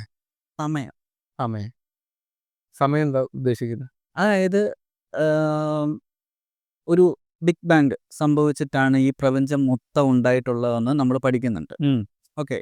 ഇതിന് ശേഷമാണ് സമയം എന്ന് പറഞ്ഞ കോൺസെപ്റ്റ് പോലും നിലവിലുള്ളത്. ഈ ബിഗ് ബാങ് എവിഡൻസ് ഉണ്ടോ അതിന്? എവിഡൻസ് ഉണ്ടോ എന്ന് ചോദിക്കുമ്പോൾ നീ ഒരു ലോയറാണ്. അല്ല, ഞാൻ സ്വാഭാവികമായിട്ട് എവിടെയെല്ലാം ചോദിക്കേണ്ട ആളാ. അല്ല, അത് ഉള്ളതുകൊണ്ടാണല്ലോ നമ്മൾ അതായത് ഇതിന് ശേഷം, അല്ലെങ്കിൽ ഈ ഒരു പഠനത്തിന് ശേഷമാണ് നമ്മൾ ഇപ്പോൾ ഉപയോഗിക്കുന്ന മിക്ക കാര്യങ്ങളും നമ്മൾ ഉപയോഗിച്ചിട്ടുള്ള പല തട്ടിലായിട്ട്. ഓക്കെ. അതായത് സയൻറ്റിഫിക് ആയിട്ടുള്ള പല കാര്യങ്ങളും നമ്മൾ ഉപയോഗിക്കുന്ന പല ഡിവൈസസുകളും എല്ലാം ഇതുപോലെയുള്ള സയൻസിൻ്റെ പ്രോഡക്ട്സുകളാണ്. ഓക്കെ. അതിൽ തർക്കമൊന്നുമില്ലല്ലോ. എനിക്ക് തർക്കമൊന്നുമില്ല. അപ്പം അത്രയേ ഉള്ളൂ. അതായത് ഇതെല്ലാം തെളിവുണ്ടോ എന്ന് ചോദിച്ചു കഴിഞ്ഞാൽ ഇങ്ങനെയാണ് പഠനം നിൽക്കുന്നത്. ഓക്കെ. ആ പഠനം വെച്ചിട്ടാണ് ഞാൻ പറയുന്നത്. അപ്പോൾ ഈ ഒരു ബിഗ് ബാങ്ങിന് ശേഷമാണ് ഒരു സമയം എന്ന് പറഞ്ഞ കോൺസെപ്റ്റ് പോലും നിലവിൽ ഉണ്ടെന്ന് നമ്മൾ വിശ്വസിക്കുന്നത്. ആ ഒരു പഠനത്തിന് ശേഷം, അല്ലെങ്കിൽ അങ്ങനെ ഒരു കാര്യം നമ്മൾ മനസ്സിലാക്കിയതിന് ശേഷം. അപ്പോൾ എല്ലാത്തിനും നമുക്ക് കാണാൻ പറ്റും. ഇപ്പം നമുക്കിപ്പോൾ ഈ ഒരു വീഡിയോ എടുക്കണമെങ്കിൽ നമുക്കൊരു സമയം വേണം. ഫുഡ് കഴിക്കണമെങ്കിൽ സമയം വേണം. നമുക്കൊരു തീരുമാനം എടുക്കണമെങ്കിൽ ഒരു സമയം വേണം. നല്ലതും മോശമായിട്ടുള്ള ഒരു സിനിമ പറയുന്ന പോലെ നല്ല നേരം കെട്ട നേരം എന്നൊക്കെ പറയുന്ന പോലെയൊക്കെ തന്നെ എല്ലാത്തിനും ഒരു സമയം അനിവാര്യമാണ്. നമ്മളെ മുന്നോട്ട് കൊണ്ടുപോകുന്നതും നമ്മുടെ പാസ്വേഡ് നോക്കുമ്പോഴും എല്ലാം സമയം അനിവാര്യമാണ്. അങ്ങനെ നോക്കുവാണെങ്കിൽ എന്താ പറയുക, ഈ ഇപ്പോൾ നമുക്കൊരു കാര്യം ചെയ്യണമെങ്കിൽ സമയം ആവശ്യമുണ്ട്, ഞാൻ ഓൾറെഡി പറഞ്ഞു. അപ്പോൾ അങ്ങനെയൊക്കെ വെച്ച് നോക്കുവാണെങ്കിൽ നമ്മളെ കൂടെ ഏറ്റവും കൂടുതൽ അടുത്ത് നിൽക്കുന്ന ഒരു സാധനം, നമുക്കറിയാവുന്നൊരു കാര്യം എന്ന് പറഞ്ഞാൽ സമയമാണ്. അതിനെ വേണമെങ്കിൽ ഒരു ദൈവമായിട്ട് വേണേൽ കണക്കാക്കാം. പക്ഷെ അത് നമുക്ക് ഒരിക്കലും ഒരു സാധനങ്ങളും കൊണ്ടുത്തരില്ല, നമ്മൾ തന്നെ ചെയ്യണം. അത് നമ്മൾ അത്രേ പ്രവർത്തിച്ചാൽ ഉള്ളൂ. ആ സമയങ്ങൾ നമ്മൾ എങ്ങനെ ആ പ്രയോജനം അപ്പോൾ ഏറ്റവും കൂടുതൽ പ്രയോജനപ്പെടുത്തുക, അതിനപ്പുറത്തോട്ട് വേറൊന്നുമില്ല. അതുകൊണ്ട് അങ്ങനെ വേണോന്ന് ചോദിച്ചു കഴിഞ്ഞാൽ ഞാൻ സമയത്തെ മാത്രമേ പറയൂ. ദൈവം എന്ന് പറയുന്നൊരു ദൈവം ഈക്വൽ ടു സമയം യെസ്. എന്നാണ് നിന്റെ ഒരു കൺസെപ്റ്റ്. ഈ സമയത്തിന് പിടിച്ചു നിർത്താൻ പറ്റത്തില്ല, ശരിയല്ലേ? സമയം പാസ്റ്റ് എന്ന് പറയുന്ന സംഭവം കഴിഞ്ഞു പോയ കാര്യമുണ്ട്, വരാനിരിക്കുന്നത് സമയം ഒരിക്കലും കാണിക്കുന്നുമില്ല. അതായത് ഒന്നേ കഴിഞ്ഞു പോയ കാര്യങ്ങൾ കാണിക്കും, ഇല്ല പ്രസൻറ്റിലെ കാര്യം. കഴിഞ്ഞു പോയ കാര്യങ്ങൾ നമ്മൾ ഓർമ്മയിലും, സമയം എപ്പോഴും പ്രസൻറ്റോ കാട്ടും. ഓക്കെ, അത് പറഞ്ഞപ്പോൾ ഒരു കാര്യത്തെ, നിനക്ക് വിധിയിൽ വിശ്വാസമുണ്ടോ? എങ്ങനെ? അതായത് നമ്മളിപ്പോൾ സാധാരണഗതിയിൽ പറയാറില്ലേ, അതായത് ഒരാൾ മരിച്ചു പോകുമ്പോൾ എനിക്ക് വിധി വിശ്വാസമുണ്ട്, ഇല്ല ഞാൻ ഈ നിയമത്തെ വിശ്വസിക്കേണ്ട ആവശ്യമില്ലല്ലോ. എല്ലാം ഈ ഇത് ഓക്കെ, ഞാൻ അതിലേക്കാണ് വരുന്നത്. അതായത് ഒരാൾ മരിച്ചു പോകുമ്പോൾ നമ്മൾ പറയും അത് അവൻ്റെ വിധിയായിരുന്നു. കഴിഞ്ഞ ദിവസം ഒരു വിമാന അപകടം ഉണ്ടായി. ആ സമയത്ത് പറഞ്ഞ് ഒരാൾ രക്ഷപ്പെട്ടല്ലോ, ആ സമയത്ത് ഇത്രയും പേര് മരിച്ചു, ഒരാൾ മാത്രം രക്ഷപ്പെട്ടു, അവൻ്റെ വിധിയാണ്, അല്ലെ ബാക്കിയുള്ളവരുടെ വിധിയാണ്. ഈ വിധിക്കുന്നത് ഒരു സൃഷ്ടാവ് എന്നുള്ള കോൺസെപ്റ്റ് നമ്മൾ എല്ലാവരുടെയും മൈൻഡിൽ കിടക്കുന്നുണ്ടല്ലേ. ഒരു സൃഷ്ടാവ് ഉണ്ടെങ്കിൽ അല്ലേ ഇതെല്ലാം വിധിക്കുന്നത്. അതായത് പ്രപഞ്ചത്തെ സൃഷ്ടിച്ച ഒരു സൃഷ്ടാവ്, ഒരു ക്രിയേറ്റർ. യെസ്, അതുകൊണ്ടാണ് ഒരു വിധി എന്ന് പറഞ്ഞൊരു കോൺസെപ്റ്റ് നിലവിൽ വരുന്നത്. ഉറപ്പായിട്ടും. അതായത് ഒരു ക്രിയേറ്റർ ഉണ്ടാക്കിയിട്ടുള്ളൊരു സംഭവം നമുക്കതിനെ ചോദ്യം ചെയ്യാൻ പറ്റില്ല, അത് വിധിയാണ്. അതെ, നമ്മളിപ്പോൾ പറയല്ലോ ഇപ്പം അത് വിധിയാണ്, അതിന് മാറ്റമൊന്നുമില്ലല്ലോ. ഇല്ല ഓക്കെ, നമ്മൾ എനിക്ക് നാളെ ഒരു എക്സാം ഉണ്ട്, ഞാൻ പഠിച്ചിട്ടൊന്നുമില്ല. അല്ല, ഞാൻ കുറച്ച് പഠിച്ചിട്ടുണ്ട്. ഞാൻ അമ്പലത്തിൽ പോയി പ്രാർത്ഥിക്കുക, എനിക്ക് ഇന്ന പോലെ ഇത് കിട്ടണമെന്ന്. അപ്പോൾ എൻ്റെ വിധി എന്ന് പറഞ്ഞത് ഞാൻ ഫെയിൽ ആവുക എന്നുള്ളതാണ്. ഞാൻ പ്രാർത്ഥിച്ച് കഴിഞ്ഞ് കഴിഞ്ഞാൽ ദൈവം അതിന് ഓപ്പോസിറ്റ് നിൽക്കുമോ? നമുക്ക് ഫ്യൂച്ചർ ആ വിധിയെ നമ്മൾ ചോദ്യം ചെയ്യുമ്പോൾ ദൈവത്തിന് ഓപ്പോസിറ്റ് നിൽക്കുന്നതല്ല. അല്ല, ഞാൻ വേറെ കാര്യം പറയട്ടെ. അല്ല, സിമ്പിളി അല്ല, അതായത് നമുക്ക് നമ്മുടെ ഫ്യൂച്ചറിലോട്ട് വിധിച്ചിട്ടുള്ളൊരു കാര്യത്തിന് എതിരായിട്ട് നമ്മൾ പ്രാർത്ഥിക്കുമ്പോൾ നമ്മൾ ദൈവത്തിന് ഓപ്പോസിറ്റ് നിൽക്കുമല്ലേ? പക്ഷെ ഞാൻ വേറൊരു കാര്യം അല്ല, അതിന് ആൻസർ ഒന്ന് പറ. അല്ലേ അല്ല, നിനക്ക് തോന്നുന്ന കാര്യം പറ. അല്ല, അതിനകത്ത് ഞാനൊരു കാര്യം, ഒരു സാധനം കൂട്ടി ചെയ്യാം. ഈ വിധി എന്ന് പറഞ്ഞ സംഭവം അത് സംഭവിച്ചു കഴിഞ്ഞാൽ മാത്രമാണ് അത് വിധിയെന്ന് പറയുന്നത്. അപ്പോഴല്ലേ പറയുള്ളൂ. ആ. അല്ലെ, എല്ലാ തരത്തിലും എല്ലാ വിശ്വാസികളും, അതായത് എല്ലാ വിശ്വാസികളും 99% യുക്തിപരമായിട്ട് തന്നെ ചിന്തിക്കുന്നേ, പക്ഷെ അവരത് സമ്മതിച്ചു തരില്ല. അല്ല, ഇപ്പം നീ പറഞ്ഞതുപോലെ ദൈവത്തിന് ഓപ്പോസിറ്റ് ആയിട്ട് എന്ന് ഞാൻ പഠിച്ചില്ല, ഞാൻ പാസ്സാകാതിരിക്കാം, ഞാൻ പ്രാർത്ഥിക്കുന്നത് ഞാൻ പാസ്സാകാൻ വേണ്ടി. സ്വാഭാവികമായിട്ട് ഒരു മനുഷ്യൻ വിജയിക്കാൻ വേണ്ടി തന്നെയാണ്, അല്ലെങ്കിൽ അവൻ്റെ സങ്കടകരമായ നിമിഷങ്ങളിൽ പ്രാർത്ഥിക്കുന്നതും അല്ല. അതിപ്പോൾ ഏത് ദൈവമാണ്, ദൈവം എന്താ വിധിച്ചേക്കുന്നതെന്ന് പുള്ളി എനിക്ക്, ഞാൻ 2 ദിവസം മുമ്പുള്ള ലെറ്റർ എഴുതി എനിക്ക് പോസ്റ്റലിൽ അയച്ചു തരുകയല്ല ചെയ്യുന്നത്. ഇല്ല, അതല്ല ഞാൻ പറഞ്ഞത്. അല്ല, അതാ ഞാൻ പറഞ്ഞു വരുന്നത്. അത് പിറ്റേ ദിവസം ഞാൻ പരീക്ഷ എഴുതി അതിൻ്റെ റിസൾട്ട് വന്നതിന് ശേഷം മാത്രമേ ഉള്ളൂ എൻ്റെ വിധി എന്താണ്. നീ തോക്കാനാ വിധിയെങ്കിൽ, അല്ല ജയിക്കാനാ വിധിയെങ്കിൽ, ഇതെനിക്കറിയില്ല. പുള്ളി എന്താണോ എഴുതി വെച്ചേക്കുന്നത്, നീ ഇപ്പം പറഞ്ഞേക്കുന്ന ഒരു സൃഷ്ടാവ് എന്താണോ എഴുതി വെച്ചേക്കുന്നതെന്ന് എനിക്ക് പ്രെഡിക്റ്റ് ചെയ്യാൻ പറ്റത്തില്ല. അപ്പം ഞാൻ അദ്ദേഹത്തിൻ്റെ ഓപ്പോസിറ്റ് ആണെന്ന് എങ്ങനെ പറയും? ഞാൻ പറഞ്ഞ ഇത്രേ കേസുള്ളൂ. അതായത് പ്രാർത്ഥനയുടെ കേസ് തന്നെ. അതായത് ഓൾറെഡി വിധിച്ച് വെച്ച്, അതായത് ഇനി അങ്ങോട്ടുള്ള എല്ലാം ഓൾറെഡി വിധിച്ച് വെച്ചിട്ടുണ്ട്. ഇതിന്റെ എല്ലാം ഒരു കൺസെപ്റ്റ്. അതായത് ഇപ്പോ ഒരു മഴ പെയ്യുന്നുണ്ടെങ്കിൽ ആ മഴ പെയ്യണമെങ്കിൽ ഒരു വിധിയാണല്ലോ, അത് സരി സൃഷ്ടാവാണല്ലോ. ഉറപ്പായിട്ടും. ആദ്യം നമ്മൾ എന്താ പറയുക, ഒരു മറ്റേ സാമ്പ്രാണിയുടെ പരസ്യത്തിന്റെ കേസ് നമ്മൾ സംസാരിച്ചു ഓർക്കുന്നുണ്ടോ? അപ്പൊ അതിലേക്ക് പറയുന്നത് എന്താ, ഈ തേങ്ങയ്ക്കകത്ത് വെള്ളം നിറച്ചിരിക്കുന്നുള്ളത്, അല്ല അതുപോലുള്ള കുറെ ചോദ്യങ്ങൾ പിള്ളേർ ചോദിക്കും. ഇതേ ചോദ്യങ്ങൾ ഒരു 10-200 വർഷങ്ങൾക്ക് മുമ്പ് ഒന്നും മഴ എങ്ങനെ ഉണ്ടാവും എന്ന് അറിയത്തില്ലാത്ത കുറച്ച് ആൾക്കാർ അവർ ചോദിച്ചും പറയുന്ന കാര്യമല്ലായിരുന്നോ? മഴ എങ്ങനെ ഉണ്ടാകുന്നു? ദൈവം ഉണ്ടാക്കുന്നു. അങ്ങനെ പറഞ്ഞു കഴിയുമ്പോഴത്തേക്കും അത് വിശ്വസിച്ചു പോവും, ശരിയല്ലേ? പക്ഷെ ഇന്ന് എങ്ങനെ മഴ ഉണ്ടാകും ചോദിക്കുമ്പോഴത്തേക്കും, അല്ലെങ്കിൽ അത് സ്കൂളുകൾ പഠിപ്പിക്കുന്നുണ്ട്. ശരിയാണ്. അതിൻ്റെ ഒരു കാരണം അറിയുന്നുണ്ട്, എന്തുകൊണ്ട് സംഭവിക്കുന്നു എന്നുള്ളതിൻ്റെ കാരണം അറിയും. പ്രതിഭാസങ്ങളൊക്കെ എന്തുകൊണ്ട് സംഭവിക്കും. അതായത് ഈ പ്രപഞ്ചത്തിൽ എന്ത് നടക്കുന്നു എന്നുള്ളത് നമ്മൾ അറിയുന്നതനുസരിച്ച് നമ്മുടെ കുറച്ച് നോളേജ് കൂടും, നമുക്ക് അതിന് കുറച്ച് എവിഡൻസ് കിട്ടും. അതിനനുസരിച്ചാണ് നമ്മൾ എല്ലാ കാര്യങ്ങളും മുന്നോട്ട് വെക്കുന്നത്, നമ്മൾ മുന്നോട്ട് പോകുന്നത്. അതെ, അല്ലേ? ഒരു ഇപ്പം ഈ പറഞ്ഞ മതങ്ങളൊക്കെ ഉണ്ടായ സമയത്ത് എഴുതി വെച്ചിട്ടുള്ള കുറേ കാര്യങ്ങൾ നമ്മൾ ഇപ്പോഴും അതേപടി വിശ്വസിച്ചിട്ട് നമ്മൾ അതിനെയായിട്ട് പ്രാർത്ഥിക്കാനായിട്ട് പോകുമ്പോഴത്തേക്കും ഞാൻ ചോദിക്കുന്ന ഇത്രയും കേസുള്ളൂ. അതായത് എല്ലാം സൃഷ്ടിച്ച് വെച്ചിരിക്കുന്ന ഒരു സൃഷ്ടാവ് എന്നുള്ള രീതിയിൽ എല്ലാം വിധിച്ചു വെച്ചിട്ടുണ്ട്. ഇനി അങ്ങോട്ട് വരുന്ന എല്ലാ വർഷക്കാലം അല്ലെങ്കിൽ ഇനി അങ്ങോട്ട് ഭൂമി അല്ലെങ്കിൽ ഈ പ്രപഞ്ചം എത്ര കാലം ഉണ്ടോ അത്രയും കാലം ഉള്ള എല്ലാ കാര്യങ്ങളും ഓൾറെഡി ഫിക്സ് ആണ്. ഒരു മാറ്റവും ഇല്ല. അതിലൊരു മാറ്റം വരുത്താനായിട്ട് നമ്മൾ പ്രാർത്ഥിക്കുന്ന കാര്യങ്ങളെക്കുറിച്ചാണ് ഞാൻ ചോദിച്ചത്. അല്ല ഞാൻ അല്ല അത് നിന്റെ മാത്രം കേസല്ല. അത് ഈ ജനറലി പറയുന്ന കാര്യം. അല്ല ഞാൻ പറഞ്ഞതുപോലെ വിധിച്ചു വെച്ചപ്പെട്ടേക്കുന്നത്, അതായത് നീ ഇപ്പൊ പറഞ്ഞ പോലെ എല്ലാം ഫിക്സ് ആന്ന് പറയുന്ന കാര്യം എന്താണ് ഫിക്സ് ആന്നുള്ള കാര്യത്തിൽ എനിക്ക് നമുക്കറിയാൻ പറ്റില്ല. അറിവില്ല. പറ്റില്ല. അപ്പൊ സ്വാഭാവികമായിട്ട് അതിൽ തന്നെ ഇപ്പൊ നീ പറഞ്ഞ നമ്മളൊരു പരീക്ഷയ്ക്ക് എഴുതി പാസ്സാകണമെങ്കിൽ നമ്മൾ അതിന് ട്രൈ ചെയ്യുക എന്നുള്ളതാണ്. അപ്പൊ ഫുള്ളി വിധിച്ചു വെച്ചേക്കുന്നത് എന്താണെന്ന് അറിയണമെങ്കിൽ നമ്മൾ അതിൽ ട്രൈ ചെയ്യുന്നു. ആ ഒരു ട്രൈയിങ് അല്ലേ ഈ പ്രാർത്ഥന എന്ന് പറയുന്നത്, അല്ല പ്രാർത്ഥന എന്ന് പറഞ്ഞ പ്രാക്ടീസ്. അങ്ങനെയല്ല. അതായത് ഇപ്പം ഞാനത് പഠിച്ചിട്ടുണ്ട്. ഓക്കെ. അത് പഠിച്ചു. അത് കിട്ടാൻ ചാൻസ് ഉണ്ടെങ്കിൽ മീൻസ് ഒരു 50 മാർക്ക് എനിക്ക് വേണമെന്നുണ്ടെങ്കിൽ 40 മാർക്കുള്ള ഞാൻ പഠിച്ചിട്ടുണ്ടെങ്കിൽ ആ ഒരു ബോധ്യം എനിക്കുണ്ടല്ലോ. ഇല്ലേ ഇപ്പൊ അത്രയോ ഇപ്പൊ ഈ നീ ഇപ്പം 40-50 മാർക്കിനുള്ള എത്ര 40 അല്ല 50ൽ 40 മാർക്ക് ഇട്ടോളം ഞാൻ പഠിച്ചു വെച്ചിട്ടുണ്ടെങ്കിൽ അല്ല മീൻസ് ആ ഒരു കോൺഫിഡൻസ് എനിക്ക് ഉണ്ടെങ്കിൽ പഠിച്ചതിന്റെ കോൺഫിഡൻസ് പ്രാർത്ഥിച്ചതിന്റെ അല്ല പഠിച്ചതിന്റെ കോൺഫിഡൻസ് അല്ലെങ്കിൽ ഒരു പ്രാർത്ഥന ഉണ്ട്, അല്ലെങ്കിൽ ഈ ദൈവവിശ്വാസം കൊണ്ട് എന്താ സത്യം പറഞ്ഞാൽ ഉദ്ദേശിക്കുന്നതിന് നമുക്കൊരു ആത്മീയമായ ഒരു വിശ്വാസം ഉണ്ടാവുക, ഉണ്ട്. അത് നമുക്ക് മാനസികമായ ഒരു സന്തോഷം ഉണ്ടാവുക, അല്ലേ ഒരു കോൺസെൻട്രേഷൻ ഉണ്ടാവും. ഇത്രയാണ്. നമ്മളെല്ലാ ആരാധനാലയങ്ങളിലും പോകുമ്പോഴും നമുക്ക് എന്താ അവിടെ ഉണ്ടാകുന്നത്? വളരെ പീസായിട്ട്, വളരെ കാമായിട്ട് ഒരു ചുറ്റുപാട്. മിക്ക എല്ലാ ആരാധനയും ഞാൻ പറയത്തില്ല, എന്നാലും കൂടുതലും നമുക്ക് ആ ഒരു മനസ്സിനൊരു സന്തോഷം കിട്ടും, ഒരു കോൺസെൻട്രേഷൻ കിട്ടും. കാരണം അവിടെ നമ്മൾ സുപ്രീമായിട്ട് ഒരു കോൺസെൻട്രേറ്റഡ് ആയിട്ടൊരു വ്യക്തിയിലേക്ക് നമ്മൾ അർപ്പിക്കുക. അല്ലെങ്കിൽ നമ്മളിപ്പോൾ ഏത് പരിപാടിയിലാണെങ്കിലും നമ്മൾ അർപ്പിക്കുന്ന സ്വാഭാവികമായിട്ട് നമുക്കൊരു സന്തോഷം കിട്ടും, ഇല്ല ഒരു എനർജി കിട്ടും.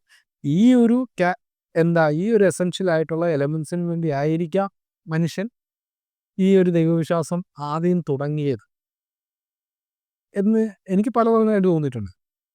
ഈ ഈ നന്മ തിന്മ എന്നുള്ള ഒരു സംഭവം, ഈ ഭേദത്തിൻ്റെ ഒരു സന്തോഷത്തിൻ്റെ തിയറി, ഹാപ്പി തിയറി എന്ന് അതിന് പറയുന്നുണ്ട്, അതിന് മറ്റൊരു വാക്കും പറയുന്നുണ്ട്. അപ്പം അതിനകത്ത് പറയുന്നത് ഇപ്പോൾ ഒരു 30 പേര് കൂടി ഒരു പെൺകുട്ടിയെ പീഡിപ്പിക്കുക. അപ്പം അവിടെ പെൺകുട്ടിക്ക് എന്താ ശരിക്കും സംഭവിക്കുന്നത്? അപകടം സംഭവിക്കും. ഈ മതം എന്ന് പറയുന്ന സംഭവം അൾട്ടിമേറ്റ് ഹാപ്പിനെസ് എന്നാണ് പറയുന്നത്. അൾട്ടിമേറ്റ് ഹാപ്പിനെസ് തരുന്നതെല്ലാം നന്മയും മറ്റത് തിന്മയാന്ന് പറയും. അപ്പോൾ ആ കുട്ടിക്ക് എന്താ സംഭവിക്കുന്നതായിരിക്കും? അപകടത്തിലുപരി ആ കുട്ടിക്ക് എന്ത് അപകടം സംഭവിച്ചു, ആ കുട്ടിക്ക് സന്തോഷമാണോ സങ്കടമാണോ? സങ്കടമല്ല ഉറപ്പായിട്ടും. സങ്കടം. ഈ 30 പേർക്ക് എന്താ കിട്ടുന്നത്? സന്തോഷം കിട്ടുക. അപ്പോൾ ഇതെങ്ങനെ നമ്മൾ വേർതിരിക്കും? വലിയ പാട്. ഈ ഒരു കൺസെപ്റ്റാണ് സത്യം പറഞ്ഞു കഴിഞ്ഞാൽ വേദം പറയുന്നത്. വേദത്തിൻ്റെ ഒരുപാട് ഫിലോസഫേഴ്സ് ക്രിട്ടിസൈസും ചെയ്യുന്നുണ്ട്. ഈ ഒരു രീതിയിലേക്ക് അത് കൊണ്ടുവരും. അപ്പം എല്ലാ കാര്യങ്ങളും നമുക്ക് കൃത്യമായ ഒരു ഉത്തരം കിട്ടണമെന്ന് പറഞ്ഞു കഴിഞ്ഞാൽ കുറച്ചാണ്. ഈ ഒരു ദൈവവിശ്വാസം അല്ലെങ്കിൽ ദൈവത്തെ അർപ്പിക്കുന്നതിലൂ കൂടെ നമ്മൾ പറഞ്ഞതുപോലെ കോൺസെൻട്രേഷൻ കിട്ടുന്നു. അല്ലെങ്കിൽ ദൈവം ഉണ്ടെന്ന് പറയുമ്പോൾ ഒരു നമ്മളെ നിരീക്ഷിക്കാൻ വേണ്ടി ഒരു വ്യക്തിയുണ്ട് എന്നൊരു തോന്നൽ എല്ലാ മനുഷ്യർക്കും ഉണ്ടാവും, അല്ലെങ്കിൽ ഒരു സമൂഹത്തിനുണ്ടാവും.